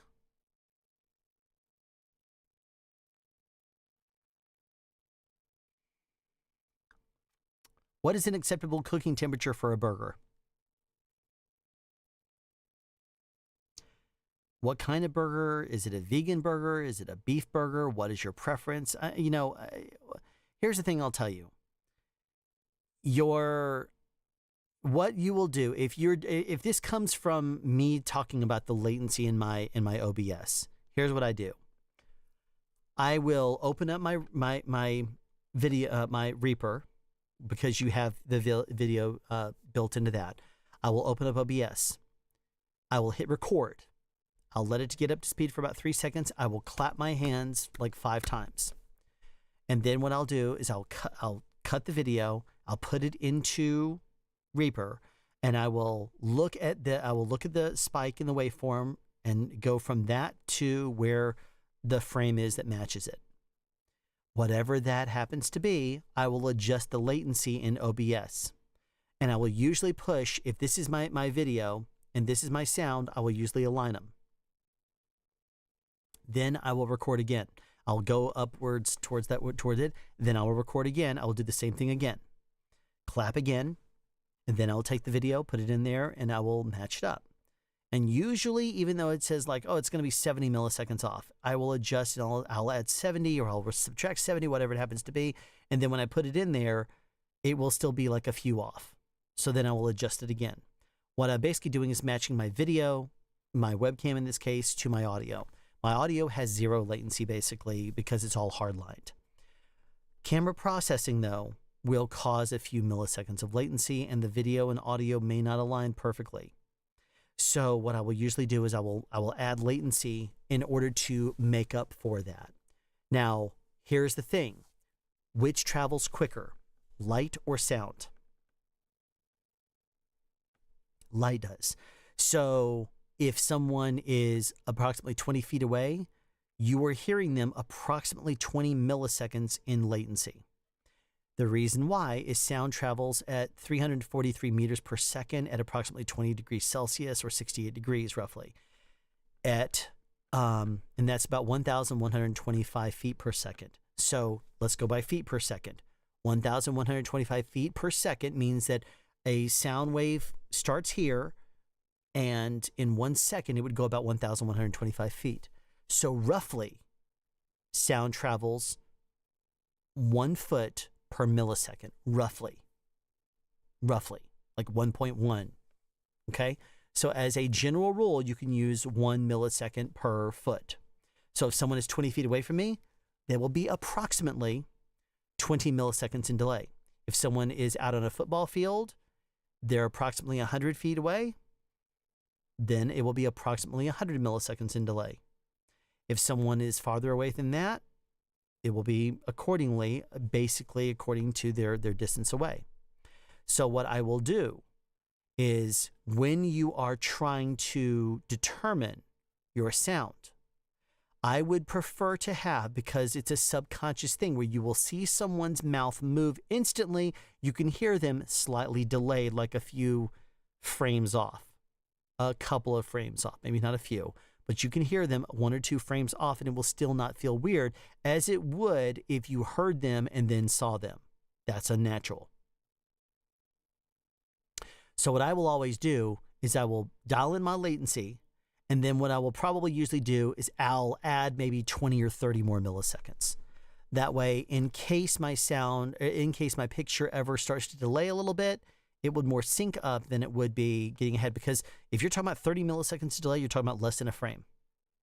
I would rather be a frame behind than a frame forward, because then it's unnatural at that point. So what I would do is I'd sync it up with the claps until it's perfectly in sync. Then I usually push it back maybe 25, 30 milliseconds. That's what I do. Okay, there you go. There's your little lesson. I know you aren't asking, but you're a good dude. Thanks, man. Liberty Dude retracted his message. How dare you? How dare you? It happens that the DAW throw me numbers at the time I change sample rate or buffer. It happens that the DAW throw me numbers at the time I I change sample rate or buffer. Yeah. Yeah. I mean, it's going to be a little bit different. So that's the thing, is that your system will have a delay based on their audio interface. The audio that comes in, it will change accordingly. So yeah, Audio Buff says 1130 feet per second. Yeah, and I know that also deals with temperature. I know the temperature will affect it. Sound will travel farther in hotter temperatures because it's excited and it moves faster. How fast does sound travel? About 1,100 feet per second. That's what lightning strike NASA. Actually, you know what? Hold on one second. Where is it?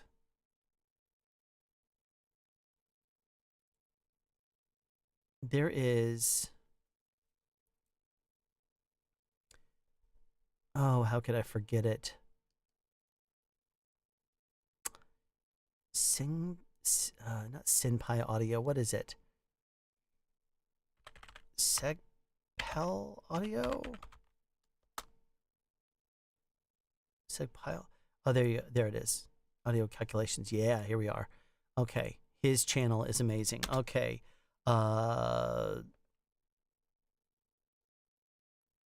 Audio per second calculator.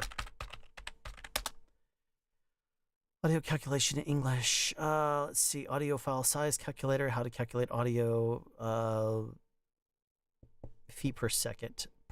Audio feet per second calculator. Nope, that's not the link.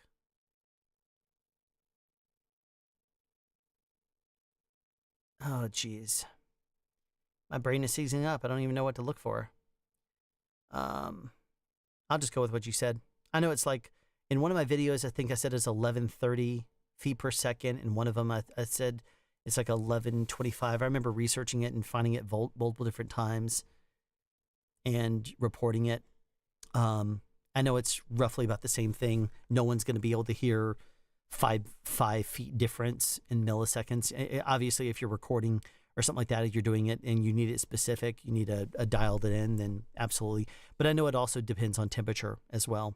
So colder temperatures, warmer temperatures, that will affect the feet per second, which is normally why I refer to it as 20 degrees Celsius, about 68 degrees. I think that's around 1125. I could be wrong. Okay. Whelp is more of a Simpsons dough head smack. Well, then, yeah, I know it is. It's just, but it just annoys me. All right, Forgotten Times. Staying close to people when you are talking to them to reduce latency. You're exactly right. There you go. What is mind-blowing in how different frequencies arrive at different times due to wavelength. Yes, the clap and rumble of thunder is a great way to showcase that. Yeah, and I've talked about that, actually. That's the reason why you can't just inverse polarity or inverse phase on something, because the sound waves travel differently. Absolutely correct. So, let's see here. Nathan Simpson. Seems like you're asking about more music production type latency. There are two aspects to that kind of audio latency. Bless your soul, but my eyes are closing. Time for bed. Okay, I'm Brown. Good night. Let's see here. The amount of buffering you set is usually to accommodate for the more complex virtual instruments or multiple tracks so that you can avoid stuttering during playback. Yeah, but it also depends on your audio interface and what your latency is on that, depending on what your sample rate is, depending on what your, depending on your settings. So you'll dial it in, and that could cause more or less latency. So it could be a bunch of different things as to what he's referring to when it comes down to latency.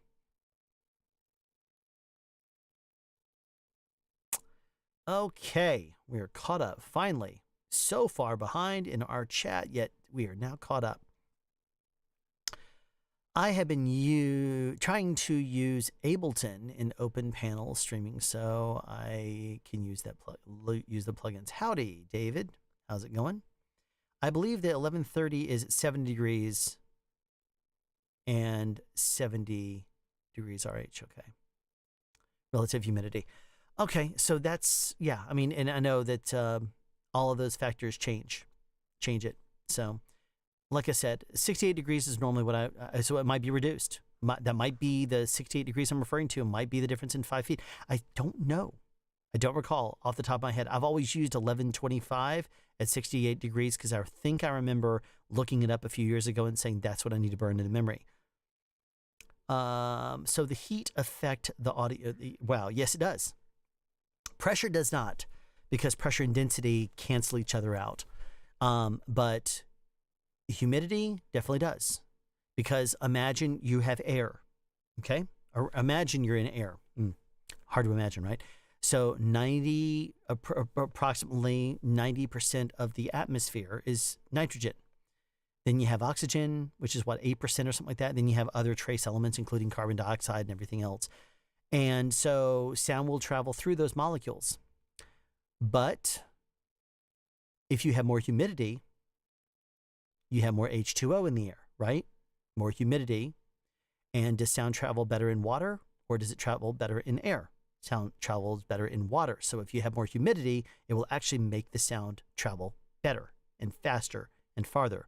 If it's hotter versus colder, when the air, you might say, well, if the molecules are cooler, they'll be closer together. That's more like a solid. Well, it's not really that way, because the molecules slow down. If it's hotter, then what happens is they spread out a little bit and the molecules get more excited, that allows them to travel sound better, which is one of the reasons why sound travels better at night than it does at day. Because at night, there's less molecules that are going around crazy, yes, and they would be hotter during the day. But then that also means that any other sound from over here, over here, over here is going to be juttering up and creating additional noise that's going to affect the ability of sound to be heard through all that noise. At night, when it cools down, molecules shrink in. You're able to hear things at a much farther distance. That's one of the reasons why also. So there you go. With all that you do in real life, how do you keep motivated to keep making YouTube content? Not easy, man. It is not easy. I've been changing things up a little bit. I'm sure you've noticed that I did some reaction videos. Reaction videos, people like them because I don't pull punches. I'm not afraid to say, no, they're wrong about this or they're right about this. I'll also clarify, and I'll usually, in correcting content creators or correcting somebody's video, I will usually end up saying things that will help correct what people are saying that's wrong, or I'll say he's right about this, and I'll explain why. So a lot of the time, the reaction videos have been really easy and fun for me to record. So I've done that, and I actually have a few more that I need to release. And this upcoming Monday, I have another Speed Bumps. Then I had the following Monday, the K-Tech Essentials Boom Pole evaluation. Then 2 weeks after that, as of right now, I will have a reaction video. Now, I have reached, because a lot of people have said, hey, can you evaluate one of the Rode booms? I've reached out to Rode, but I'm a smaller channel. Don't even have 20,000 subscribers. So Rode doesn't give me the time of day. They used to. Now they don't. They probably had some changes in management or their corporate structure or whatever else, even though I've told them in the past. I've even told them in the past, I'm like, yeah, you can send it to a channel that has 100,000 subscribers or something like that, that is a multi-channel of various different, video, and they do a couple of videos about sound or something like that. Or you could send it to someone like me that is a sound person that's going to give it the honest assessment that it deserves, and that has built up their entire platform based on sound-related people that care about sound. They don't care. They look for the numbers. Or at least that's my speculation. That's at least the reason why I'm assuming that they no longer respond to my messages. I don't care. I'll do it. I'll reach out to them for the sake of the viewers, but I don't care if they send me something, or if they don't, because I'm not in a position right now with, penny pinching and whatever else, wanting to buy a boom to review it, just to end up, not ever doing anything with it. I literally have 24 boom poles, and I don't need any more. I don't need any more gear. I don't want any more gear. So yeah, if they want to send it, fine, they will. If they don't, then I'll just, okay, I don't care. I'll just release the reaction videos. So there you go. Okay. It is, wait a minute. So anyway, just to finish and go full circle, circling back around, YouTube content, what I'm doing is I'm mixing it up a little bit, changing things up a little bit. The Speed Bumps podcast is something that I'm able to basically record driving home from, I'll be honest with you, we're just in June, and I've already shot all the episodes for the rest of the year already, all the way up to episode 34, I think it was. I've already shot them all, and I shot them all by May. I think it was before the end of May, because I was teaching a lot of classes, and if I was driving to and from classes, it was still technically work. So I wanted to be able to record, and so they're in daylight. But no, I've already recorded every single episode for Speed Bumps the rest of the year. And we'll see if we continue it forward after that. I have ideas of what it would be and what I would want to do if it goes forward, but we'll see. We'll see what the views look like, and if it seems informative, if people are even watching by the end of the year, I'll look at it and I'll evaluate what I want to do. But yeah, I've already shot them all, so they're all on a hard drive here. All I need to do is edit them. And then there's just the off-week content. So there's quite a few videos that I've been sent the links to. I have a document that has a whole bunch of URLs in it, that what I do is basically just start recording, and then I copy it and paste it into a browser. And then when it pops up, I'm like, okay, so that's what this is. And I've already pre-recorded 2 of them. I've recorded the reaction portion of, I think, one other. No, I haven't. I've gotten clear on those. But I have enough videos right now that if I did the reviews that I need to get out before the end of the year, and all the speed bumps and the reaction videos, I would go through the end of January of 2024. So yeah, I'm good. I'm good on that. But I want to try to get those reviews done. I want to be able to be completely square on my reviews, because some of them I've been sitting on for a while, just because I've wanted to evaluate them a certain way. I've wanted to test them a certain way, or whatever. Anyway, Ableton isn't really ideal for streaming, in my opinion. It's my DAW for music production, and I think OBS can use VSTs. You may be able to route audio through the Ableton Live, but... And then he says, it seems complicated, but for only the built-in plugins, since Ableton Live uses built-in are more for music, and the VSTs are used for OBS, as far as I know. And yeah, if you use OBS, it is absolutely able to take your VSTs. You can go into it and you can add your VSTs to OBS. But just keep in mind, any real-time processing you do will end up adding latency. Might not be much, but it also might be. So just be aware of that. Any real-time, anything you do real-time can affect it. Thank you very much for the Canadian 20 Forgotten Times. I appreciate it. Have a great evening, Alan. Thanks for all the great content. I appreciate it. Very much appreciate it. Thank you, sir. Channel member also. Legendary status. If you listen carefully, you can hear the difference in the sound when you pour hot and cold water. Sound is amazing, and sound travels further on cloudy days. Yeah. Yep. There's actually a funny video that I found online. But you're right, exactly. If you have water you turn on water and it's cold, you turn on water and it's hot, you can tell a difference if you listen to it. It is tonally different. Hotter sounds a little bit higher pitched. and lower does sound a little bit lower pitched. You can actually tell it. And there's videos that troll online and it says, did you know that pouring hot water sounds different than cold water? And then they're like, really? And then they say, yeah, here, check this out. And then they pour the hot water and say, listen closely. And then they pour the cold water and there's ice cubes in it. So it sounds like ice cubes going in. And then they just laugh. But, it's people being funny. It's funny. I showed that to a couple people and they're just like, of course that sounds different. I'm like, yeah, well, hot and cold water actually does sound different too. But you're right, Audio Buff. That's absolutely true. Is there a preferred style for boom ops to monitor their sound from the mixer?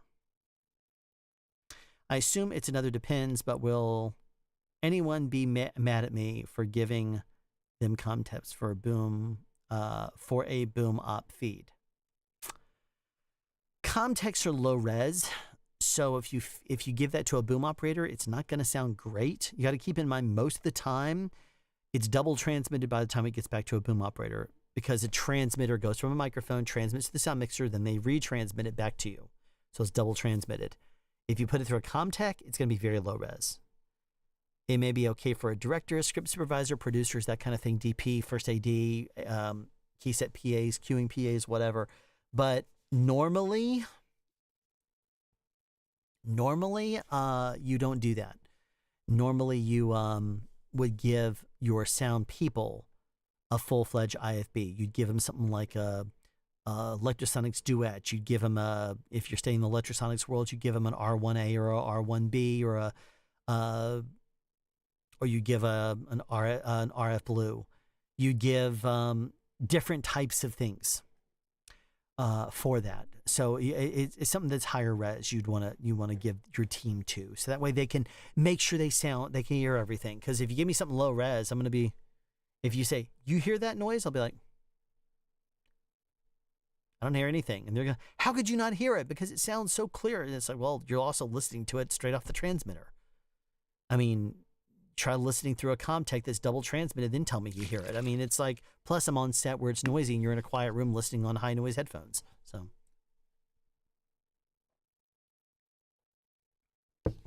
So anyway, sound, your team, boom operator and sound utility, I would definitely give them something higher res.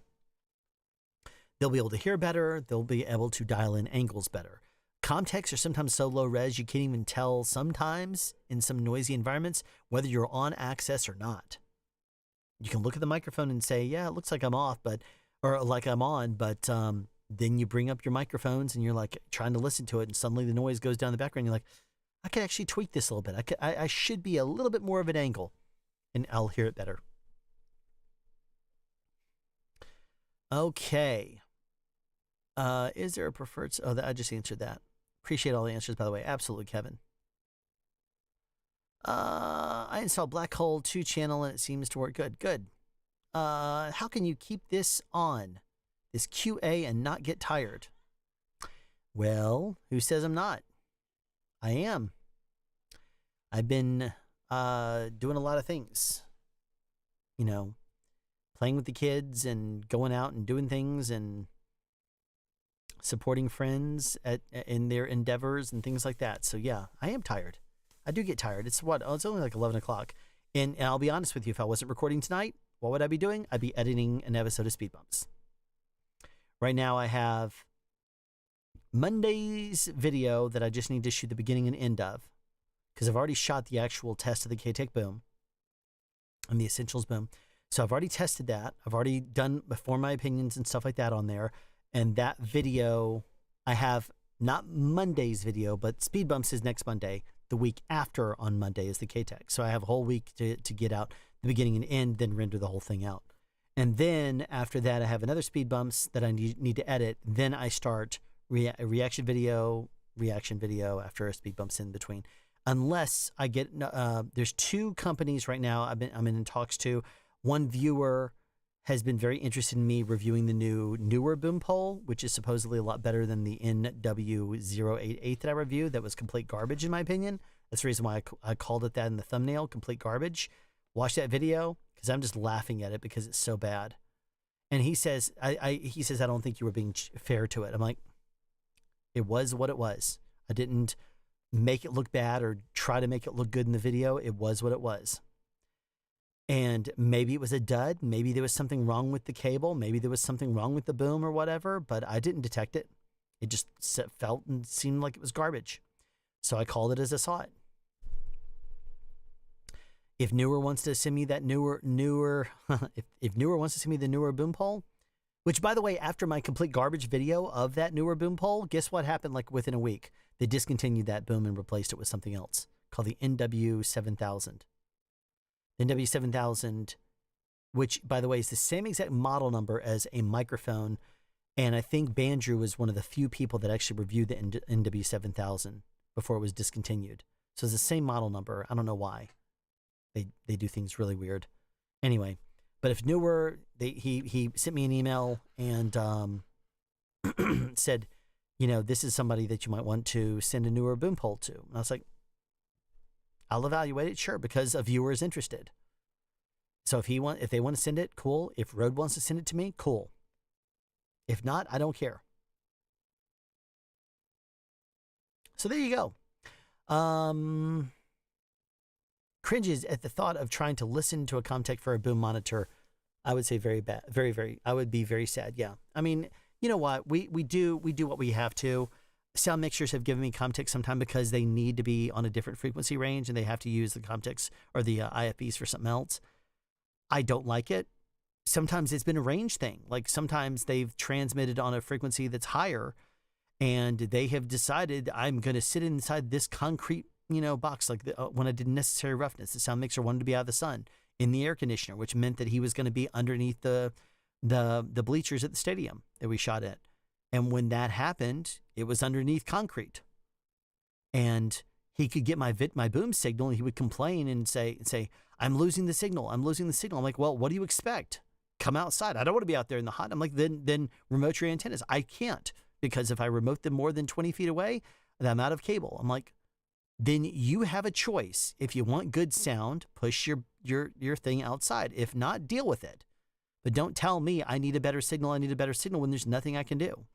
So, I mean, we made it work and we got great sound on that show. So don't think that the sound mixer didn't make the right call, but I'm just telling you that was part of the troubleshooting. And also when it came down to monitoring it, once we got the video, whenever it was, not hardline boom, I should say, whenever I had an audio feed, the R1As that I was using could not get a signal at all. I would basically, it was completely dead. I would be like, I can't hear. If you can hear me, I would talk in the boom. I'd say, if you can hear me, I can't hear you. So if you call sound speeds, I'm not going to hear it. And I got it. I mean, if you slate it, I'm not going to be able to hear you to say sound speeds. And my rule is I will not call sound speeds until I hear you are recording. Just like if I hear a problem in the recording and there's a tone or something like that I know is the sound of a recorder locking up or overheating or something like that, I will say, I'm sorry, we need to stop. We just had a recorder malfunction, and I will let them know at that point. But the sound mixer in this case was, he's a very good guy, very good mixer too. But I couldn't hear his IFB. So he gave me a Comtech and I could hear that, even though the quality was lower. And I'm like, half the time it was cutting out. And I'm like, can you hear me okay? And I would hear, I'm like, was that a yes? He would say, yes. And I'm like, okay, I think that was a yes because I heard the last little bit of the yes and then the first bit of the yes when you repeated it. So he can hear me fine, but I would not hear very well on a Comtech. So yeah, it will make you sad. But we do what we have to do. Yeah, I hate the quality of Comtechs. Buying stuff is rough though. Yeah. Once buy, try once, as they say. Yeah. Buy once, cry once. Yep, as they say. Yep, that's exactly it. Hello, what do you think about the Audio-Technica AT875R for start and film? Also, thank you very much for what you're doing. I'm listening whole episodes. Thank you very much. What was the live stream I did where someone asked me the same thing? I said, you know what, I'll impulse buy it. And so I bought it and I used it for like a couple episodes or something. And then I put it in a drawer back there. You know what? It sounds good. I mean, it sounds good. It doesn't sound great. It sounds good.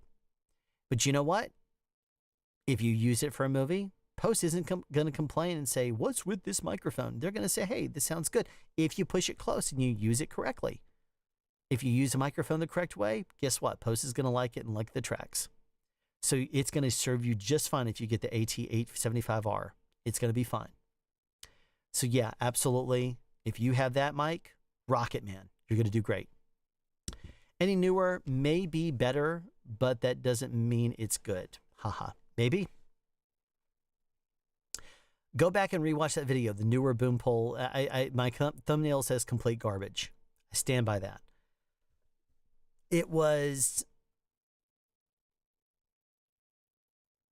The cable made noise when you touched it.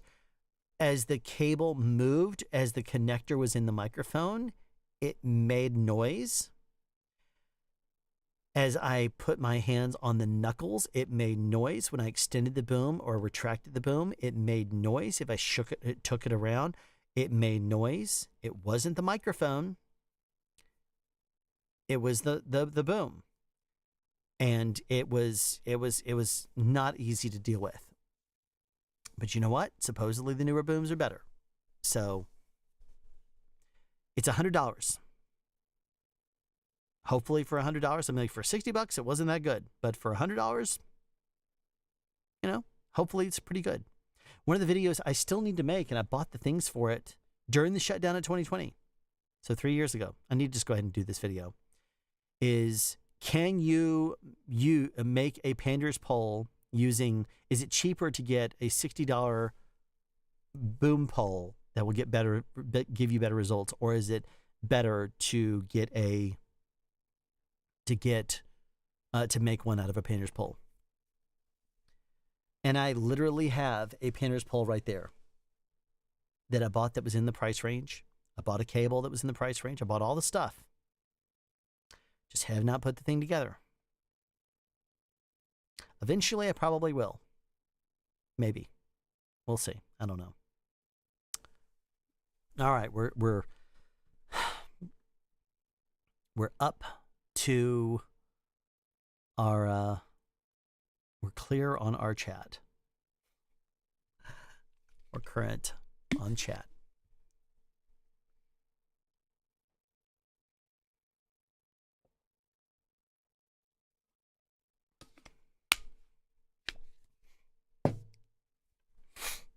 All right. Been at it for 2 hours and 7 minutes. 17 more hours and we have our epic live stream, right? We're not going to go that long. Hi, Alan from Rochester, New York. Dan, how's it going? Good to talk to you. Good to see you.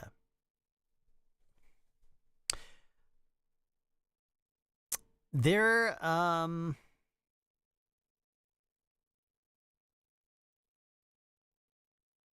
don't even know what I was about to say. I was going to say something. I'm sure it was going to be brilliant. Here's something funny. I bought this.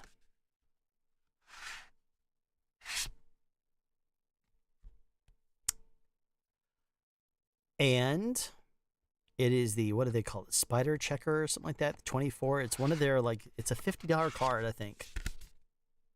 There you go. Spider Checker 24.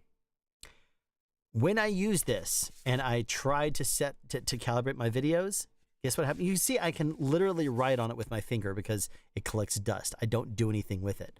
Because I bought it, I did a couple of tests, but every single time I put it in there and then I added and calibrated it, guess what happened? Colors went all crazy. So I looked at it and said, you know what? I'm not going to use it. So I took it out on location and did one shot where I held it up and then I said, okay, I'm going to put this down and hopefully use that for calibration. And then I went into editing later and I did the same thing. And I'm like, well, for some reason it got completely jacked up again. So that thing serves me zero purpose. It literally is something I spent $50 on. It gave me horrible results. I watched videos on it saying, what am I doing wrong? And everything came back as looking as it said, oh, it should be right. And I went into DaVinci Resolve and set it up for Spider Checker 24 for color matching. And for whatever reason, It just does not work right. Don't know why, but good job. Nathan says those are nice. Did you receive anything from Data on the new Theos UHF system? Well, if you were part of my Discord, you would know the answer. Jude sent me a picture. I look so sad. What did he say? What? Oh, he's sending me he's showing me proof that he did link the thing. Look, I wasn't questioning you. I wasn't saying I don't believe you. I was just saying I didn't see it on my screen. All right, here's what I'm going to show you. I got a few days ago a message. Got to make sure I see the right one. There it is. I'm going to turn down the volume, turn down the brightness on the camera so that way you'll see it correctly. And I will show this video, or show this picture. Hopefully it will dial in on it and focus correctly. Yeah, hopefully it will. That is the Theo system. In the hands of Andrew from Deity. They arrived. And I should be receiving my review unit at some point in the next couple of weeks. Now, I don't know how crazy I'm going to go with this review. The BPTRX video took over 100 hours of testing and shooting and videos and stuff. And like I said before, Deity is a fast-moving company. I don't want to, like I said in that video, I don't want to end up testing it in such a way where they're going to watch my video and say, oh yeah, cool, we can correct that in a firmware update and instantly negate my entire video. Because they move so fast and they are so quick to reply to things. What I want to do is a video that will address the quality, that will address certain things, but I'm probably not going to go as crazy as I have in the past. I may test everything, but I might not put those on camera. So I may also say I tested this and then might show a quick, a quick shot of me testing it and then say I tested this and this was the results. I'm probably not going to show it all on camera. I'll say that I did after I do it and I will tell them and report the results. Oh, I'm hoping that it's a good system. I am hoping it's quiet. I'm hoping the modulation is good. I'm hoping that it's high fidelity. I'm hoping it sounds great. I really am. I want the Theo system to be amazing. But if it's not, I will tell you. So there you go. All right. I can't wait to get my hands on it though and try it out. So there's your answer. I have a K-Tech Boom with a coiled cable, also coiled cable from Boom to Mixer, and sometime a lot of cable static noise. How do you deal with that? Well, if it's static, is it coming from a connector where it's connected up to one of the places on the boom pole? Because usually if there's static, you want to troubleshoot the line. Where's the static coming from? If that connector has tension on it and it's going into the microphone and that is in it, there's any kind of tension on it and there's a short there, it could be a problem right there. It could be that a lot of the time the cable I would first speculate would be going from the back of the boom over to the mixer. That's usually the cable that's going to hold the most tension to it because that coiled cable is going to be stretched and it's going to be pulling against the connectors. So what normally I would do, if I were you, run the coiled cable out, zip tie it or something like that to the end of the boom pole to strain relief it, zip tie it on the other end before it goes into the bag as well. So that way it's not just pulling on the connector because that coiled cable, if it pulls on the connector, it's going to end up pulling that connector on the inside where the cable, most of the time when cables go bad, unless you do something to it like you run over it with a tank, most of the time when a cable starts to go bad, it's right there at the connector where the cable connects to it. So, and if I'm wrong, Jude will tell me in post, but that's just been to he'll tell me in post. He will tell us in chat. But to my experience, that has been where connectors usually go bad. So when you first connect up a new cable, you want to make sure that you strain relieve it so that way you're not putting all that tension right on the solder joints where it connects up to the connector. The cable connects up to the connector. So add just the connector comes out, add a little zip tie or something like that to hold it tight, or put a elastic band or something like that on there if you don't want to just zip tie it on there. And then do the same thing on the other end of it as well.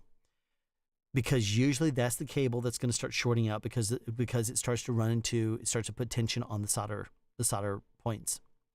So check your cable, wiggle the thing around on the inside of the connector, check on the inside of the connectors, check on the inside of the cable on the inside of the booms, and you will probably find the static someplace in there. Usually it's related to strain relieving or poor or lack of strain relieving rather. So try that. All right. Color calibration cards are useful. I personally use the Passport. Yeah. Calibrate Passport. Calibrate. Went to Costco last week and saw a bulk box of Zip Fizz. Favorite flavor? My favorite flavor of Zip Fizz? Black cherry. I love the black cherry. One of my friends, Mike Sal, he joined me last year on Legacies.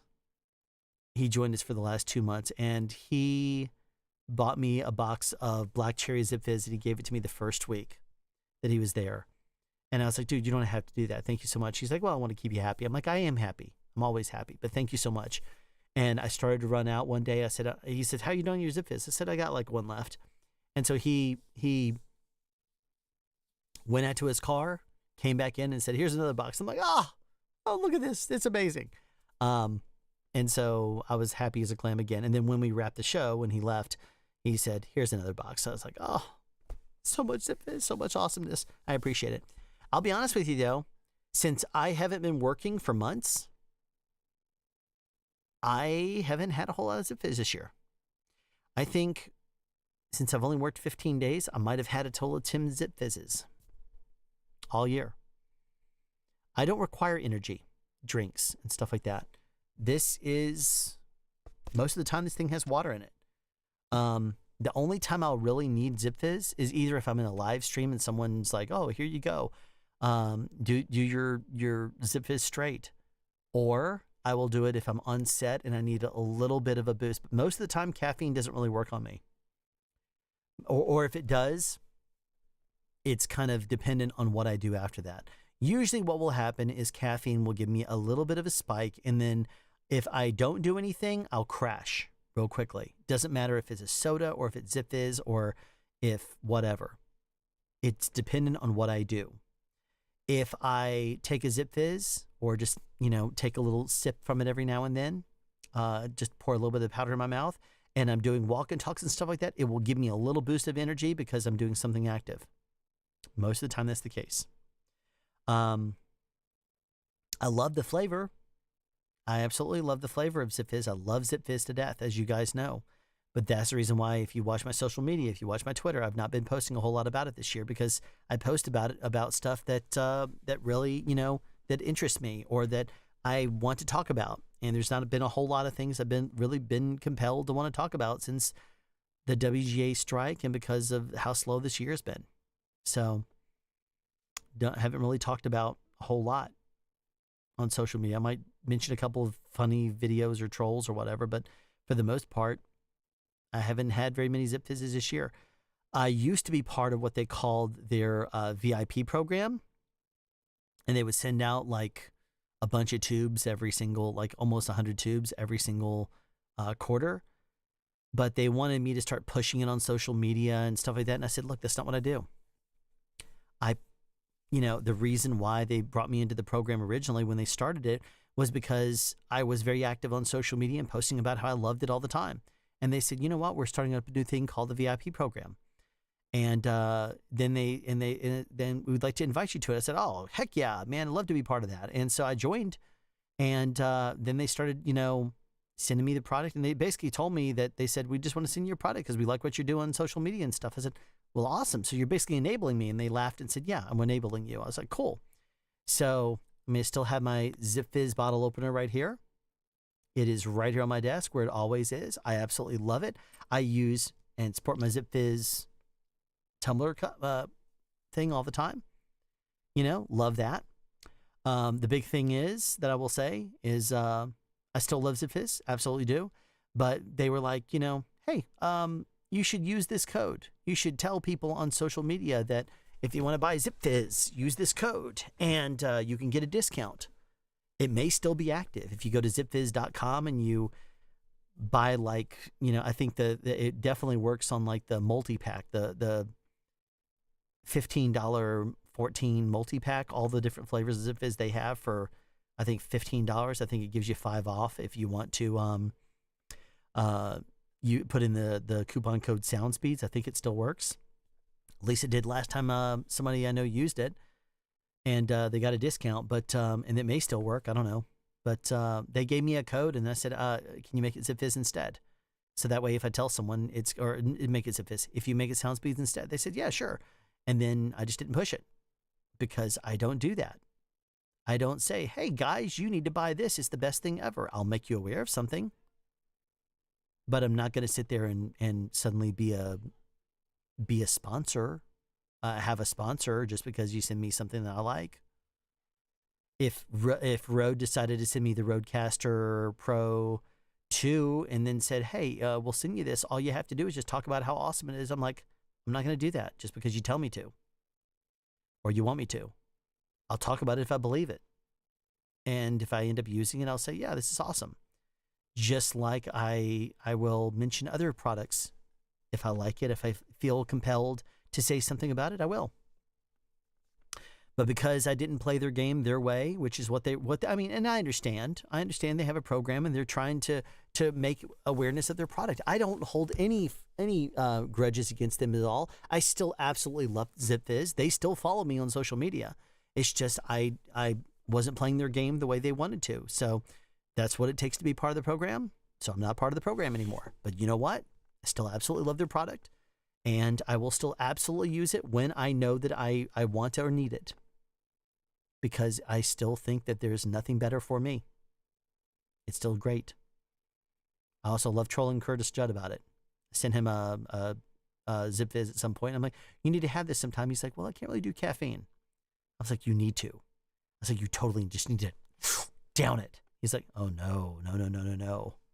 I would love to see him get wired. Anyway.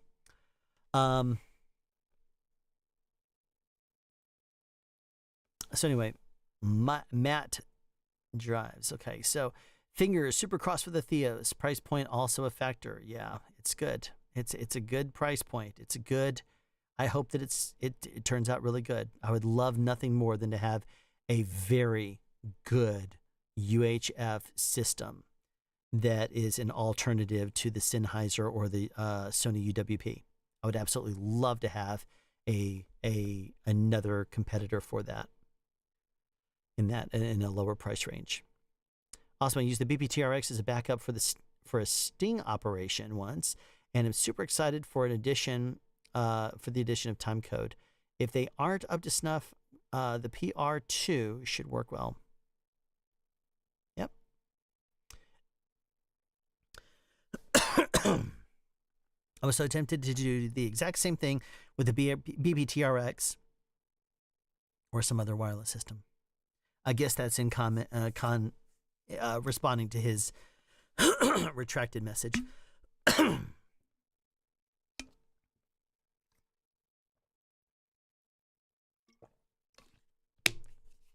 Just can't wait to use him as another wireless option. The BPTRX really did save my $$ on that one because I only had a G3 at the time transmitting, and I knew it would cut out at a crucial time. So I thank Deity for the onboard recording. Yes, that is not something that you're going to have in the United States with the Theo system. I think the reason why, and this is completely speculation, I don't have any inside information on this, but I do know, I texted Andrew a couple of days ago. I said, is there any chance that in America the Theo system will be able to transmit and record at the same time? He wrote back, absolutely not.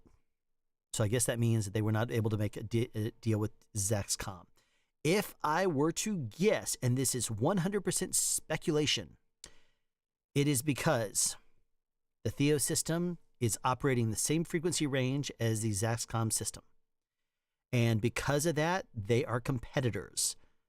And therefore, the licensing was probably going to be too expensive for it to get for the Theo system. And therefore, it is not going to be able to do that. Eventually, the patents will run out. And then at that point, if the Theo system has not been replaced with something else at the time, it will be, I'm sure they will do a firmware update and allow it to be transmitted record. That's out in the United States only, though, as I understand it. Other countries, it will basically be you connect up your phone and you will basically adjust it for your local area. So I know Nathan, for example, who's in chat here, he is in South Korea. So if he brings up the Theo system, connects up to his phone, it will dial in on the local power restrictions and frequencies and stuff like that that are legal to where he is, based on the GPS in his phone. And it will be great. And he'll be able to transmit and record. If he comes to America and he does not connect it back up to his phone, he will still have the same rules apply. But as soon as he connects it up to his phone again and says, hey, I'm in America now, it's going to say, oh, guess what? You can't transmit and record here, but you can have a higher power output. So that would be one of those things that it will adjust the power, it will adjust the frequency ranges and stuff according to what it is, which is what is really cool about it. Quite powerful system. So that's one of the reasons I'm very interested in playing around with it, because I want to see if it's as good as he says it is. I went in to the slate when the slate and the timecode boxes arrived, and if you go in deep enough in the menus, there is a way to get it to actually put Chinese characters up on the screen. And I was able to make it work and do that. So, and then I sent Andrew a picture of it, and I said, check this out. And he said, yep, you found it, because I went so deep into the menu. I can't remember if I said that in the video or not. Let me see if I can find that picture, because it is pretty funny. When did I do that? Oh, I did that video. When did I do? Bandrew helped me test it. So it must have been before Bandrew came out here. So that would be, yep, here's the pictures of Bandrew when he and I were hanging out for a few days. And there it is. So this is, I don't know what in the world that says, but that is Chinese, the Chinese characters on the deity slate. Pretty awesome. Who knows what that says? I mean, if you hit pause real quick, use Google Lens or something like that, Google Translate, and tell me in the chat what it means. Because I should actually do that. I should put that through there. Actually, you know what? I'll just do that. Google Lens. When was that dated? That picture was dated, let's see, November 14th of 2022. So I'm going to go into Google Lens. Open Google Lens. Let's just do this live. I'll figure it out. Translate. Based on a picture and view all. Let's scroll and find it. Oh no, why is it in screenshots? It's images. Scroll, scroll, scroll. Scroll.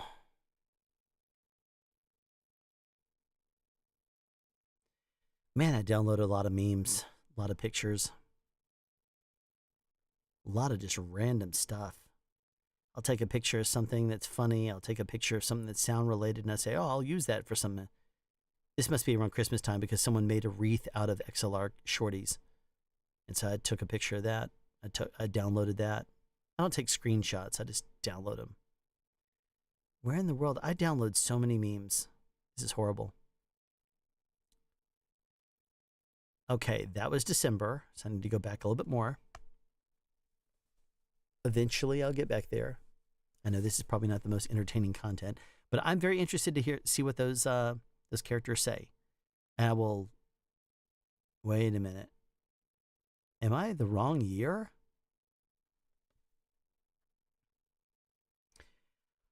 I'm a year off. I scrolled back way too far. Come on now. Where are you? What was that picture? Oh, that's hilarious. Oh, it was showing how we used to blow out cartridges on Nintendo cartridges. Okay, that's Christmas time again. What year, though? Oh, wait a minute. Hold on a second. This can't be the right folder. Open Google Lens.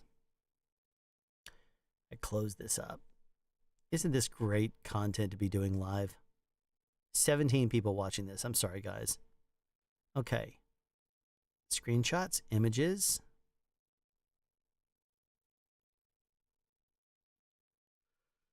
Let me see if this button. Nope, that's not it.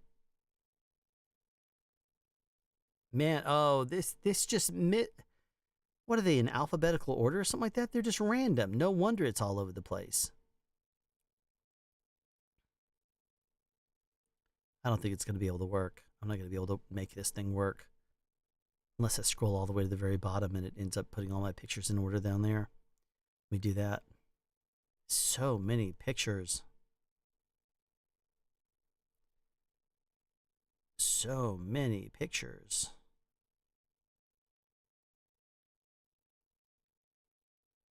Yeah, okay. Some of these are more recent. Let me see. Let me scroll back. Let me scroll back. That was a couple months ago. Scrolling back.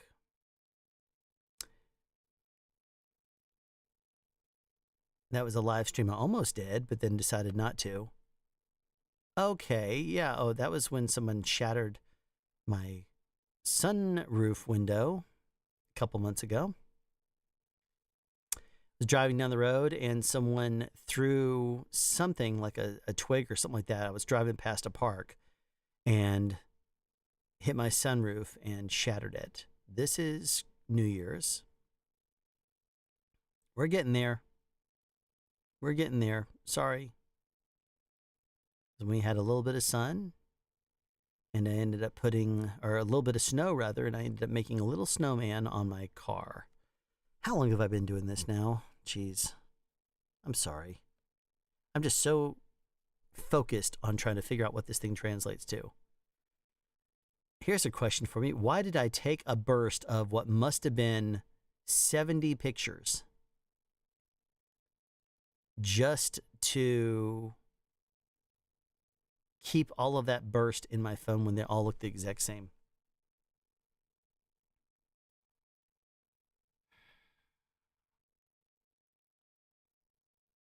Now you tell me the Chinese says something about box office, maybe being sold out.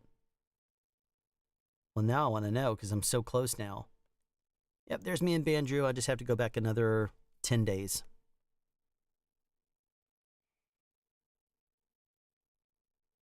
There it is. Big box office big sale 0. Well, I'm so glad that I went through the time to get that. Hopefully that shows up on camera.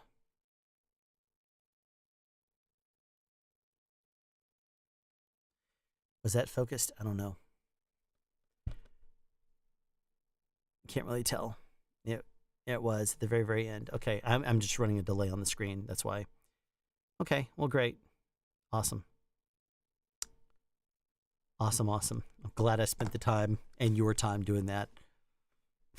If you're rewatching this live stream later, I'm sorry that you just probably were like scrolling past this. Why is he still scrolling his phone? If you're watching this thing live, I'm sorry also. I'm even more sorry to you. Okay. Happy 6 sound speeds. Thank you so much. Love a Zaxcom. Yeah. Zaxcom does make really good products. I assume that the Zaxcom patent was only allowed for them because they were 2.4 gigahertz on the Kinect, but the UHF too far. Yeah. The EOS portion of the website and the DD has 2 parks for the US and 1 for everywhere else, I guess. Yeah, something like that. I'm in Canada, but I'm back in Canada. but still have a lot of freedom here too. Yeah. What does the XCOM patent run out? I have heard everything from next year to 10 years, but can't seem to find a hard date. I think it's 2027 for the transmitting and recording. I could be off. If you go to Google and you do a search for XCOM patents, you'll see everything that they have patents on, including stuff that was even a few months ago. And they're continuing to patent the things that they develop.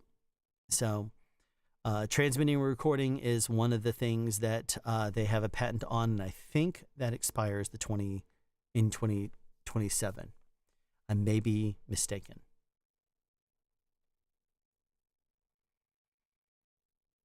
You definitely showed the Chinese characters in the deity slate video. Yeah. Okay, good. I read somewhere it was more complicated than a single firmware update. When XCOM patents expire for other systems that to transmit and record. Maybe for other systems, but for deity, I know that they're able to turn on features according to the programming. And everywhere else in the world, they're going to be able to transmit and record with the deity Theo system. In America, not going to be able to. You're going to be able to do either or you're going to be able to transmit, but as soon as you hit record, it's going to turn into a recorder and no longer transmit. They're not going to violate the XCOM patent. So there you go. DDTC1, is it a good option for a mixed pre? Is it a good idea to use a mixed pre for a main source and only use for a box for the camera after jam? You know what? It works fine. Timecode works just fine on the mixed pre. So it will be accurate. Maybe it is 2028. Maybe it is. Like I said, I was going off of memory. I thought it was 2027. Look up XCOM patents on Google, and it will give a list of them. Then go to the USPTO, the U.S. Patent and Trademark Office website, and start copying in their patents. Just scroll through them, and it will show like whatever the first patent is that they license for transmitting and recording. Whatever that date is, plug it into the USPTO, and it will tell you when it expires. And then come back here and report in chat. I'm not going to do that live. I mean, it's like, what's the difference between doing something useful? You know what? Someone else is going to be faster at this than me. Okay, XCOM patents. And then it goes to xcom.com/company/patents. Okay. USPTO.gov, I believe, is the website. Yes, U.S. Patents and Trademark Office. Okay. So which is their patent for transmitting and recording?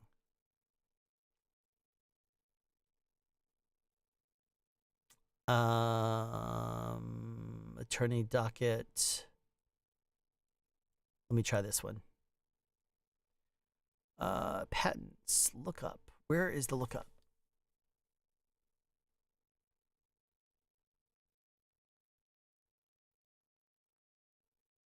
My USPTO? No. Trademarks? Search trademarks. There we go. Oh, no, that's trademarks. Patents. Patent Center. Search with patent. Public search. Yes, let's try that. Basic search. Okay.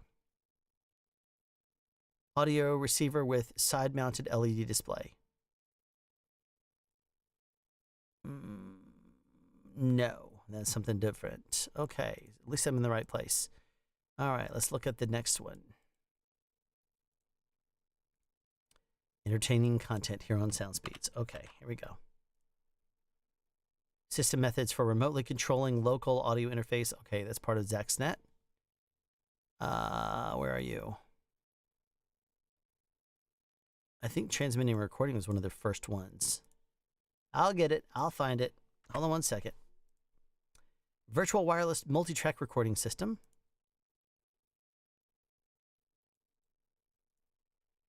All right, next one. Survey says virtual wireless multi-tracking recording. Try this one.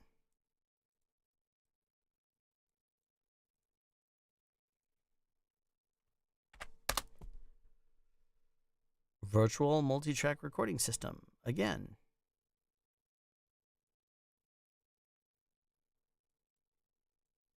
Okay.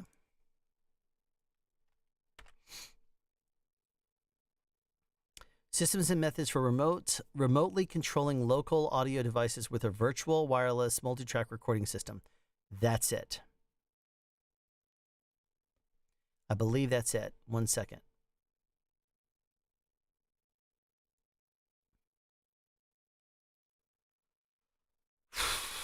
Oh, geez, that's big letters. Oh, shrink, shrink, shrink.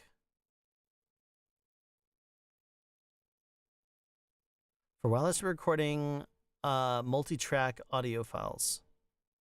Wireless recording multi-track. Okay, so this is it. When does it expire? Filed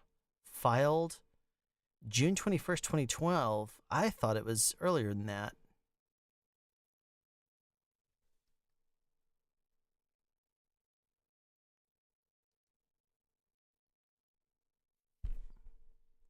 References cited going back to 2008.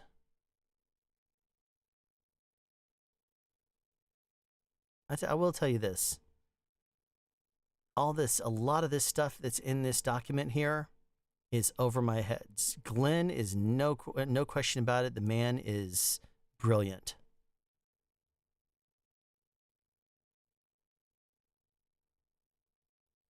And so is Howard. Okay. Okay, I don't know how long. Okay, the patent, the patent that here, I'll at least post it, and that way you can see the patent expiration date 2028 610. Okay, patent is this one. Where'd you see the patent expiration date? Was that on the very beginning? Publication date? I did not see the expiration date. I did not see the expiration date.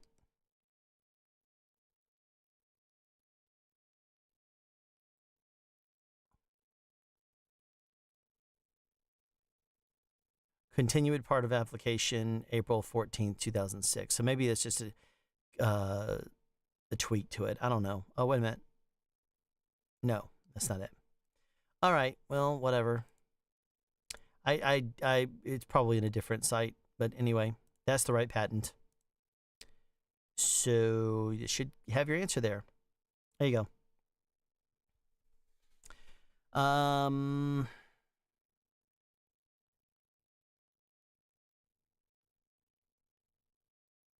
It was on the link above.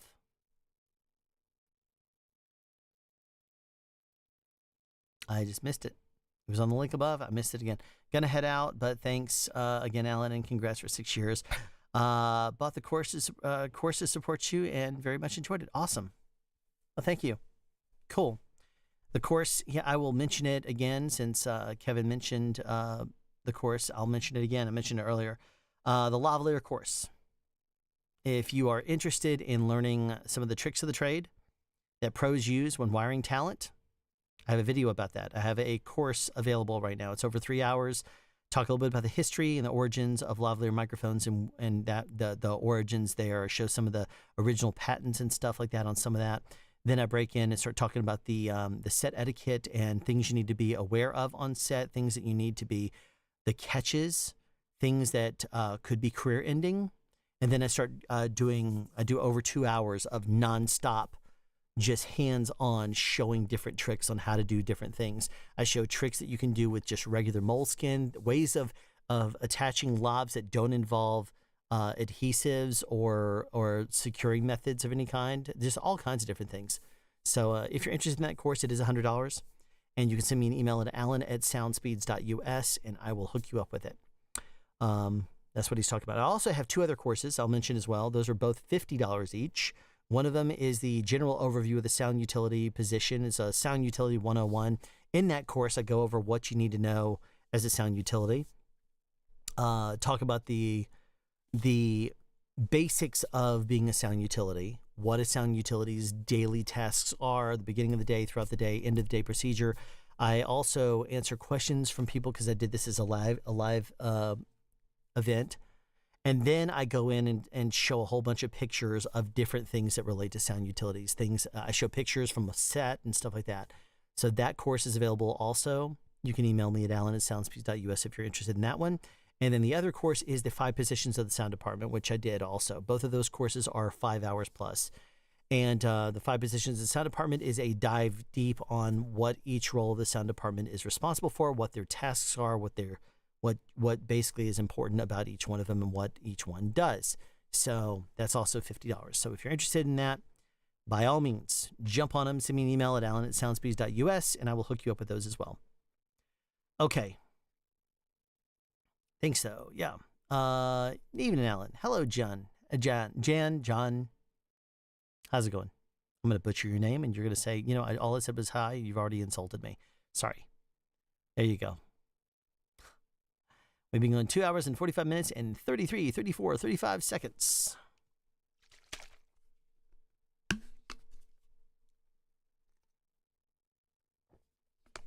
$13 people watching. I'm sorry. 16 people watching live. 19 likes. Nobody has seen this and said, you know what? I need to subscribe to his channel. So we have no new members as of right now. And there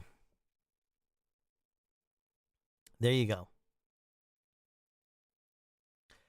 Another thing interesting about today, the 7th of July. Today is also my 19th anniversary. Been married 19 years. There you go.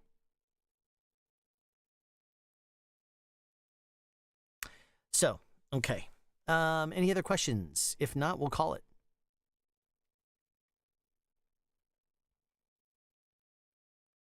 I'll give it a couple more minutes. We'll see what happens.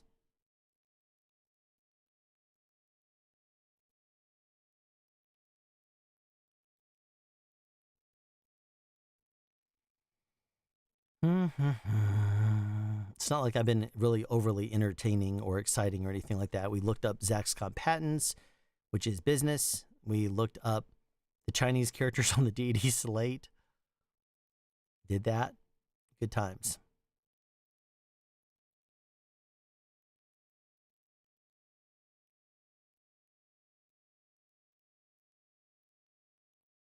There was one time, one time only, that I tried to do a live stream for Patreon members and live and channel and YouTube channel members. It was a total of, I think, about 20 people at the time. I sent it out there, sent out reminders saying, hey, if you want to, join me in this live stream. And 0 people showed up to it. I guess everyone was busy. And I started off the stream and I basically said, hey, I'm here to answer your questions. And I sat around and nothing was happening. And after like 10 or 15 minutes, I got bored and said, okay, I'm going to step away for a moment. And since I hadn't eaten anything all day, I said, I'm going to go get some cereal. I'll be right back. And I literally went and got some cereal or something. I forgot what it was. I got something. And I remember looking at it and there was literally nobody there. It just says viewers right now 0. And it was 0 the entire time. Nobody bounced into it.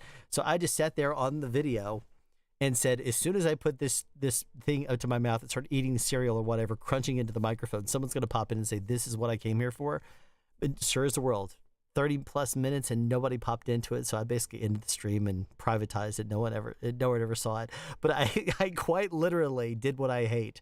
And I ate into the video during a live stream. But nobody was watching. And it wasn't set to private either. It was set to unlisted. And I sent it to Patreon supporters and to channel members. And then went private on it afterwards because there was literally no purpose. It was funny. Congratulations. Question. Best all around lav mic for 90% of use cases. Oh. Best lav mic for 90% of use cases. Personally, I love the DPA 6060. It's my favorite lav. It is a very good lav. I will also tell you this: the Twinplex Shure microphones have also. I need to review those too. But those mics, I tell you, are very open and transparent. They're made very well. They're low noise. Those are extremely impressive too.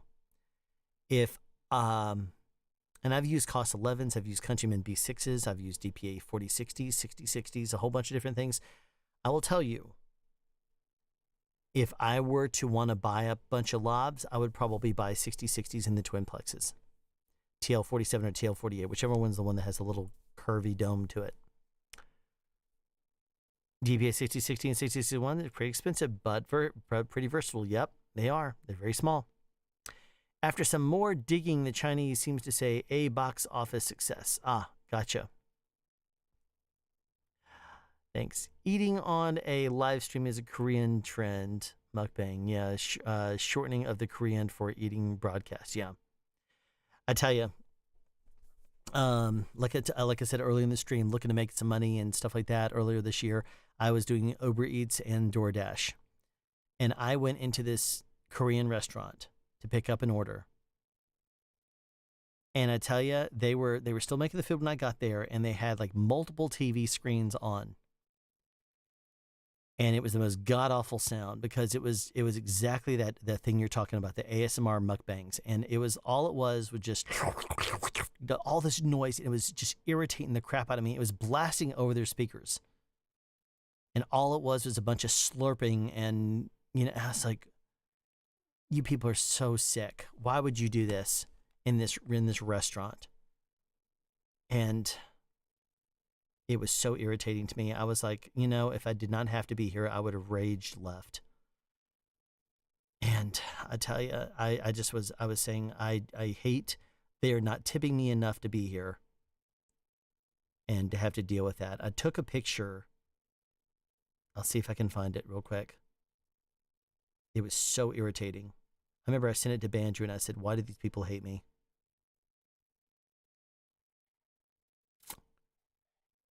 But yeah, horrible.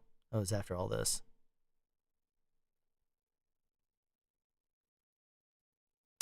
One thing I actually did do while I was doing DoorDash and stuff and Uber Eats at one point is I decided I was going to turn the camera on myself and decided I was going to start recording. And I put the Insta360 on myself, and I decided I was going to do some content creation and decided I was going to record. And so I recorded an entire shift of like 3 or 4 hours or whatever else. There it is. You can see 2 different monitors, and there were multiples up there. There was back-to-back and stuff like that. The restaurant had people in there eating, and that's what was blasting over the screen and blasting over there. It was just all that slurping and smacking and stuff, and it was so irritating. I was like, whoever the owner is of this restaurant needs to be beaten. I was so annoyed listening to all that slurping. I was like, if I was a customer there and they put that crap on the TV, I would tell them to mute it or I'm leaving, because it would irritate me to no end. Just so irritating. I don't understand how people can do that. Anyway, LOL, you experienced a little of Korea in Georgia. Yeah, I would seriously, I would go around with earplugs in. If I lived in Korea and they had that crap playing over speakers, I would carry earplugs with me that reduce everything by 25 dB, and I put on high noise earphones over top of that would reduce it another 30, and I would just sit there and listen and just block it all out. People would be talking to me, and I would just look at them and say, you can talk to me all you want to, I'm listening to nothing. Or I just listen to headphones. They can think I'm being rude or whatever all they want to. I'm not listening to that smacking noise. Also, DPA break a lot. They are more delicate. They are indeed. They ruggedize some connectors on the 40... What is it? The 4660? I think that's the heavy duty one, the 4660, 4661, if memory serves. They have not made a rugged 6060, and yes, they are more delicate. DPA will tell you they're not, but I tell you they are. I still like them the best. As long as you mount them correctly and talent doesn't, oh, look at this, I'm done with this, and rip it off, it's going to be fun. Okay. Usually they have news or K-dramas, not mukbangs, but sometimes the TV will show how a restaurant was shown on a TV broadcast, kind of bragging. Yeah, it doesn't surprise me. Sometimes there's no TVs at all, which I would prefer to hear over, I would prefer that over the smacking sounds. Oh, interesting. Does it break on the capsule, the connector? Also makes me want to know which lav would be the most rugged. I baby my lavs, but once on talent, forget about it. Yeah, that's it. Anytime we hand something off, it could potentially break, which is why anytime I am sent something to review that does not stay in a sound person's hands, if it goes into the hands of camera, if it goes in the hands of a producer or director, I always rugged test it.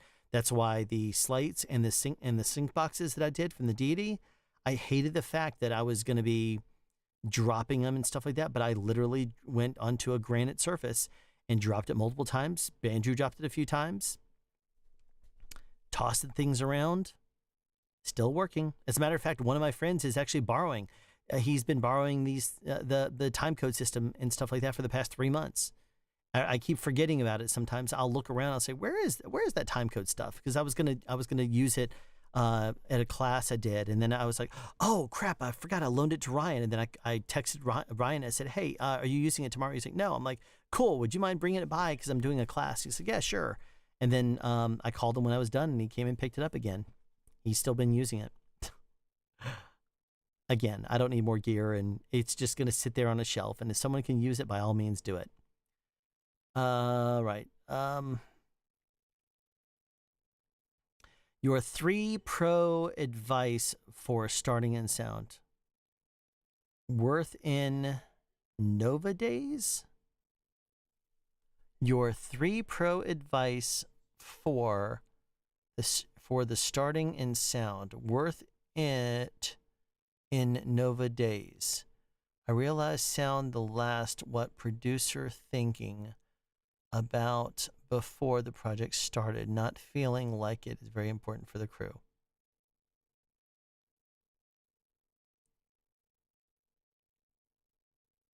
Okay, so what is your 3, I guess what you're asking, and I'm sorry, 3 main pieces of advice for someone starting in sound.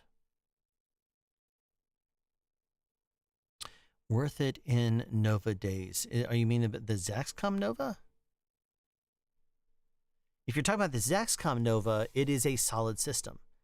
It's basically a recorder that can handle up to, I think, 6 channels of wireless built in with modules. Solid system. Zaxnet, never clip, all the bells and whistles. The main complaint you usually hear about Zaxcom is to do with range. And, but you know what? Get your antennas close and it's going to be fun. 3 pieces of advice for someone starting in sound. If you're starting, first bit of advice, don't start by being a sound mixer. Start as an A2 if you're getting into reality TV. Start as a utility. Work your way up to boom operator after a while. Work yourself up to sound mixer. You can't get enough experience. Don't need to start at as a department head. Otherwise, you're going to be expected to be a department head, and you're not going to have the experience to do so. That's the first bit of advice. Don't be afraid of actually doing the other roles other than mixer. Don't start off as a department head.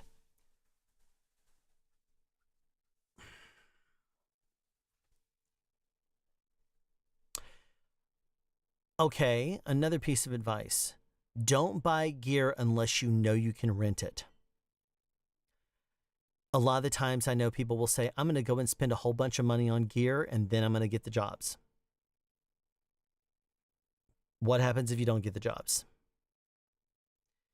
If you don't get them, then you end up shooting yourself in the foot because you ended up basically getting a whole bunch of gear that you're going to be paying a monthly fee on, or that you have already shelled out tens of thousands of dollars on, and you're never going to be able to use. So don't go out of pocket and spend a whole bunch of money. If you have to, rent until you rent for a bit, and Once you land a full-time show that's going to be going on for a while, buy and then rent it like crazy. As someone said earlier in this stream, buy once, cry once. And you buy something good quality and it will last. So that's the second piece of advice. Only buy when you know you're going to be able to rent it and make your money back from it. Don't be afraid to rent, because that's what renting is for. Third bit of advice: don't be afraid of used. A lot of the times you can find very good deals on used gear, and don't be afraid to buy used gear. Some people are like, I'm just going to buy the new thing. That way I have the warranty and stuff. That's fine. But it's just like everything else. You spend all the money buying the top of the line thing, whatever it's going to be, and then you're going to lose most of the value that it's going to lose it all as soon as you end up buying it. You can buy very good used gear that's 8, 10 years old even for a fraction of the price it was brand new. Some gear holds up its price. It's a lot of microphones, for example, and recorders will hold their value, but transmitters and stuff like that are going to be replaced by newer models. As long as it's legal and you trust it, it's probably going to be, if it's a pro transmitter, it's going to be just fine. So it will be good. Don't be afraid of buying used. Now, I know you may say, why those 3 pieces of advice and not something about making sure that you hire a good quality team or make sure that you understand how to gain stage or something correctly. I'm assuming you know how to do that. You're going to pick up that kind of information when you read books, when you read about how to mix, when you take courses about mixing. The advice I gave you is the other stuff that people are probably not going to talk about as often. So there you go. That's why I gave it to you. I think he's asking if it's worth joining the sound department these days. Yes, it is. It is absolutely worth joining the sound department. Alan, don't most people start on indie films before you have to do everything? Yeah. Where you have to do everything. A lot of people do start in indie films, but they also will usually start under someone. You will start as an assistant to whoever the sound recordist or sound mixer is. So if it's a one-man band, they'll say, yeah, if you want to volunteer or something like that, I'll absolutely put you to work and train you. If they do have a budget for a boom operator, usually someone who they trust is going to be on their team. And you can come along and volunteer to see on set to maybe be a sound utility and start learning the ways. And then if the boom operator isn't available on a show, they may end up saying, hey, man, you've been working with us for a bit. You want to work. And then you start working your way up. Then you work on a show with a bigger budget, then a bigger one, then a bigger one. Then you take a leap onto bigger shows and join the union, bigger shows, that kind of thing. So yes, you start to work your way up. Do some shows expect you to use your own gear? Does that reflect on the pay? Okay. If you work on the smallest shows, they want you to bring gear. A lot of indies, a lot of small projects, they absolutely want you to bring gear. And they expect you to, because they don't have the gear themselves. And they might end up saying, oh yeah, I have a recorder and I have a Zoom recorder you can use. You can use that and boom with that. And I have a Radio Shack cable or whatever else. And they'll give you whatever they can. Usually if you are working on those small projects, you can say, I have gear, but can you at least, spot me 100 a day on it or something, or sometimes it might even be just 50, and they might, you'll end up spending some money just even setting yourself up on a basic kit. Absolutely. Now, once you get on a little bit bigger shows, low level, like reality TV is a big one, for example. Reality TV, sometimes they'll end up renting the most garbage, cheap gear they possibly can. They'll try to save a buck and they'll say, use our gear. Be careful what you look for. I mean, because if you use their gear, they got it by the lowest bidder, and it's probably not been maintained very well, and you're going to end up spending a day or two just trying to make the thing work right. And who knows what's going to happen because it hasn't been maintained. It's been in everyone's hands. People will say things like, if you don't want it dented, don't rent it, and don't be gentle, it's a rental. So you got to be very careful when you use something that is a rental, because it could have been abused. And so expect it to have been abused. So, yeah. If you can, get your own gear, rent that. If a production says, yeah, you'll be using our gear, no, I won't. Not unless you want to increase my rate or whatever else, pay me to be frustrated with this, because using someone else's gear, I don't know if it's going to work right. I don't know if the transmitter suddenly go wrong in the middle. I don't know if the recorder is going to suddenly freak out or whatever. It could do anything. You maintain your own gear, you know it's been maintained properly. If you rent gear from a company, a lot of the times they just check and they'll say, oh, it powers on, it powers off, good, it works. And then they'll send it out to someone else. And people are going to be rough with it or whatever else. As long as it turns on and turns off, they're going to yeah, you know what? If I return this now and I tell them there's a problem with it, they're going to charge me for it. So just send it back and hopefully that it'll be fine. And it'll go out to someone else and it'll fail on them. So very little maintenance.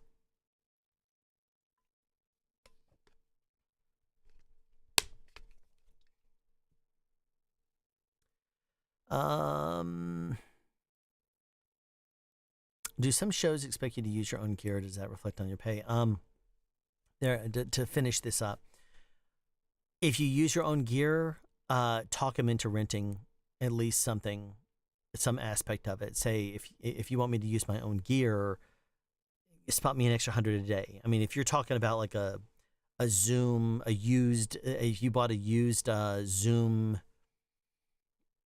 F4 and you bought it for $400, you bought it for $500, you got 4 channels, you got yourself a wired boom, you might have spent $200 or $300 on a used boom mic, and a boom pole might cost you another couple hundred. You run the cables and stuff like that.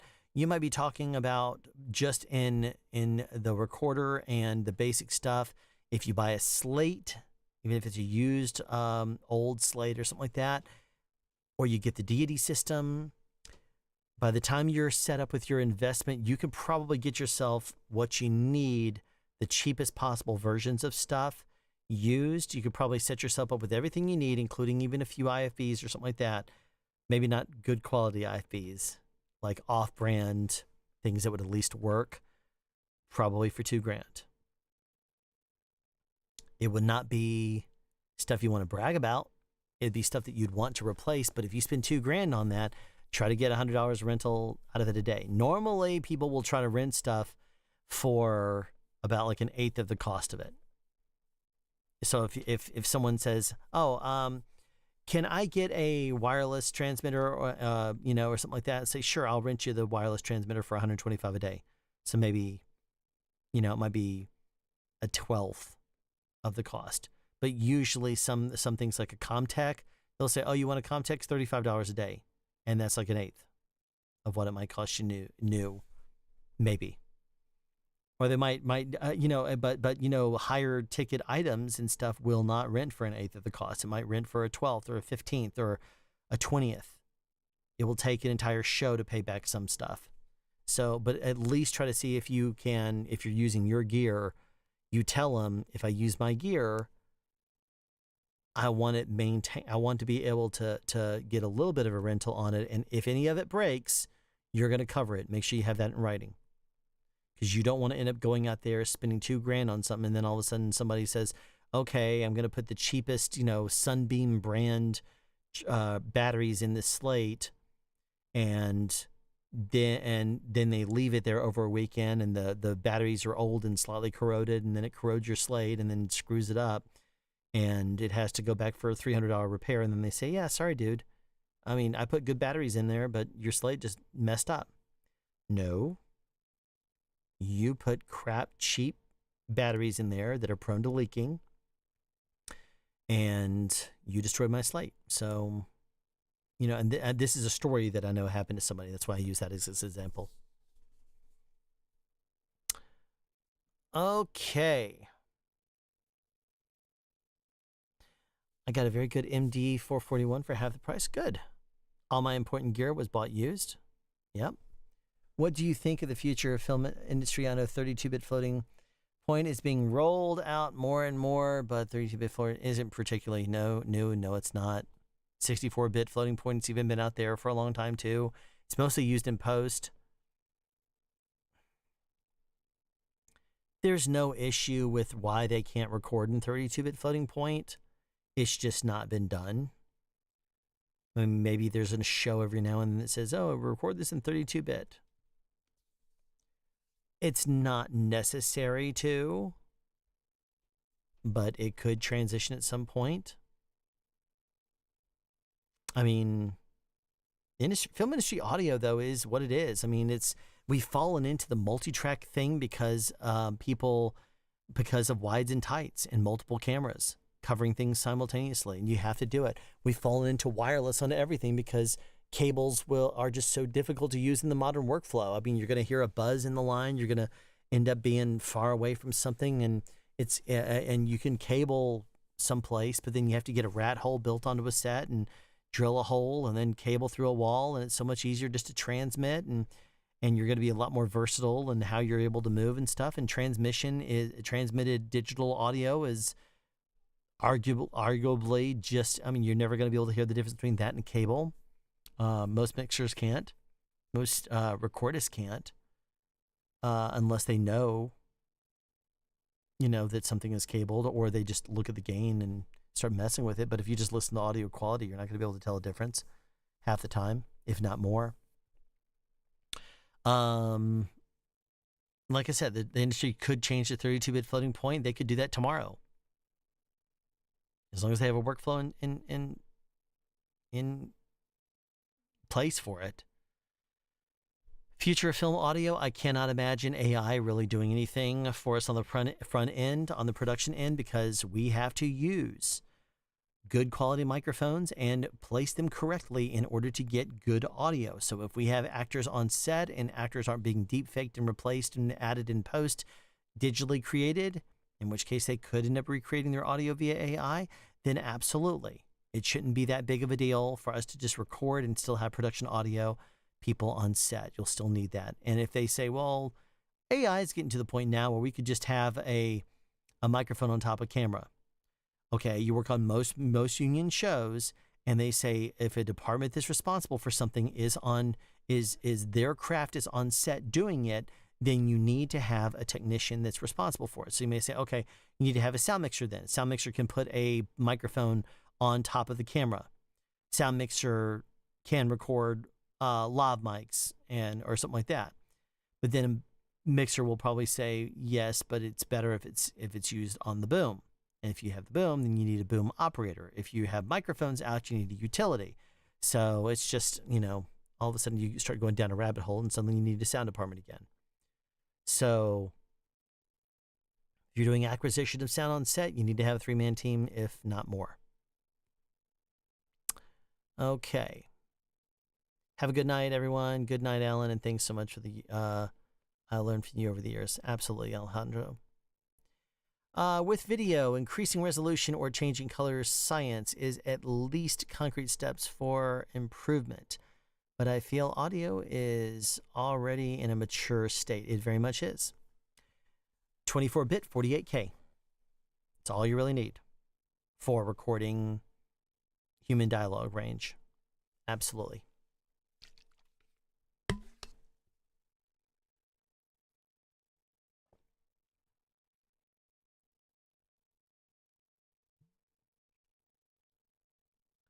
And it's gone.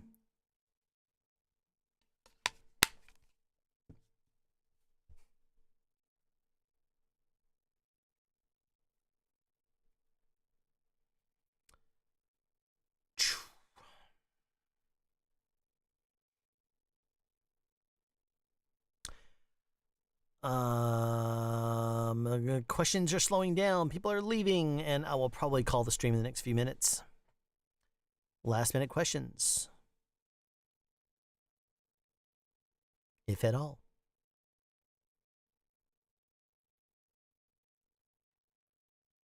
Once again, if you are interested in the lav mic course that I have, send me an email at alan@soundspeeds.us.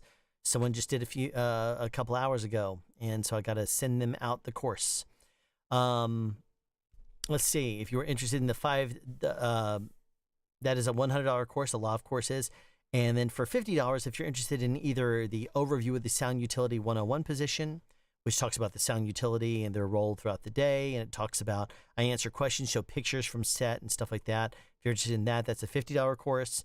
If you were interested in my 5 jobs of the production sound department, that is a course also for another $50. So 3 total courses, totaling $200 if you want them all, or $50 for everything except the Lob Mic course, which is $100. So email me, alan@soundspeeds.us, and I will hook you up with those if you are interested. Thanks for the tea stand recommendation for hanging moving blankets. Absolutely. Yep, I love that trick. That's if we don't have C-stands on set and the grips supply those. Just use the C-stands and use 0.5s or number 1 clips and just put them up. That way the grips have to supply them and you don't have to bring around T-stands. How could you keep the whole rhythm? How can you keep the whole rhythm for 3 whole hours? Watch the epic live stream, dude. I keep the whole thing going for 19 almost. And it's just, it's me, man. I'll just, do it. I can talk. So that's no problem. And I will tell you, if you go back and you watch the epic live stream, you go into my live streams playlist on SoundSpeeds, watch the epic live stream for the year 2022. I started it at noon. I finished it at like almost 7 a.m. the next day. And it was a great, we went so long that we actually saw New Zealand bring in the new year. And David he called back into the stream and he recorded it live at a party he was at with some Americans. So anyway, thank you for your time. Absolutely. All right. 3 hours, 16 minutes. No more questions. We've no more questions. All right. Well, y'all take care. Thank you very much for coming out here. We have 15 people in here right now. Also, thank you again to Forgotten Times for the donation. I really appreciate that. $20 Canadian. I will say it again. Thank you. And thank you again to all the Patreon supporters and channel members. I appreciate you all. I appreciate subscribers. I appreciate anyone who joins and watches.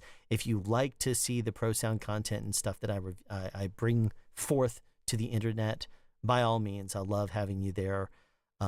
If it's not something that you find value of, then by all means, GTFO. The reason I do these videos and the reason I do content is because I want it to be useful and helpful. If it's useful and helpful, cool, stick around. Stick around if that's what you want to do. If it's not useful or helpful, then you don't need to stay around. It's there for you if you need it. Anyway, all right, well, y'all take care. Good night. Thanks for your openness and willing to share who you are. Hey, I am who I am. I'm not going to bother to try to change. Plus, I'm in my mid-40s right now. What's it going to do? What's it going to accomplish? What am I going to do? I'm potentially getting more and more grumpy. Anyway, who knows? Thank you very much. Absolutely. Y'all take care. Epic live stream sounds insane. And I mean, literally, oh, man. You know what? Hold on one second. I'll at least post. I'll post it. Because I start off and I have questions. This is the first time I do. These are the only event that I do that is a sponsor, that I accept sponsors for. And the reason why I do that is because it's a charity live stream event and it makes money for charity. So here is the first part of the epic live stream right there. And then part 2 is right here. So it's in here as well. And I start off with people from the film industry, and then I work into content creators, and we just go longer and longer every single year. So there you go. It's a lot of information, and it just goes and goes and goes. A lot of fun. A lot of information. So much. Anyway, the previous year's epic live stream, I think, went 14 hours. No, 16, 14? I don't remember. But it went a long time also. And the Epic Livestream always does. But the I may start capping it at 12. I don't know. I'll have to see what I'm doing. But the Epic Livestream is a charity event. Last year was the first year that I accepted sponsors from different sound-related companies, and they could sponsor for $250. They could sponsor an hour. And if you watch the first one for the first 10 hours, you'll see an ad at the top and bottom for each sponsor. And aside from that, though, you'll see a lot of content. I'll bring in pros. I bring in a guy from Inception. The previous year, I brought in the Academy Award winner that won for Dune 2 months later, and he was already an Academy Award winner. Brought him in, Mark Mangini. There's a whole bunch of different sound pros and stuff like that. We talk about a whole bunch of different things. The year before, we brought in Glenn True and owner Glenn, and he talked about his museum of sound recording stuff, and he talked about his Nagras and his spy recorder and that kind of stuff. We brought in Gordon Moore, the president of Electrosonics, and he talked about wireless and all kinds of stuff. It's a lot of information there, so definitely check it out because it's really cool. I really like the Epic live streams. I'll go back and I'll rewatch them sometime if I have long drives and stuff on the road. I'll go back and rewatch and re-listen because it's a lot of information, and it always surprises me how much people bring forth and what they bring to make it even better. So definitely check out the Epic live stream. Check it out. Check it out. Check it out. Awesome. All right, everybody. 3 hours and 20 minutes in. Let's call it now. Y'all take care. Thanks for coming in and hanging out with me this Friday evening. And y'all take care. I'll see you around.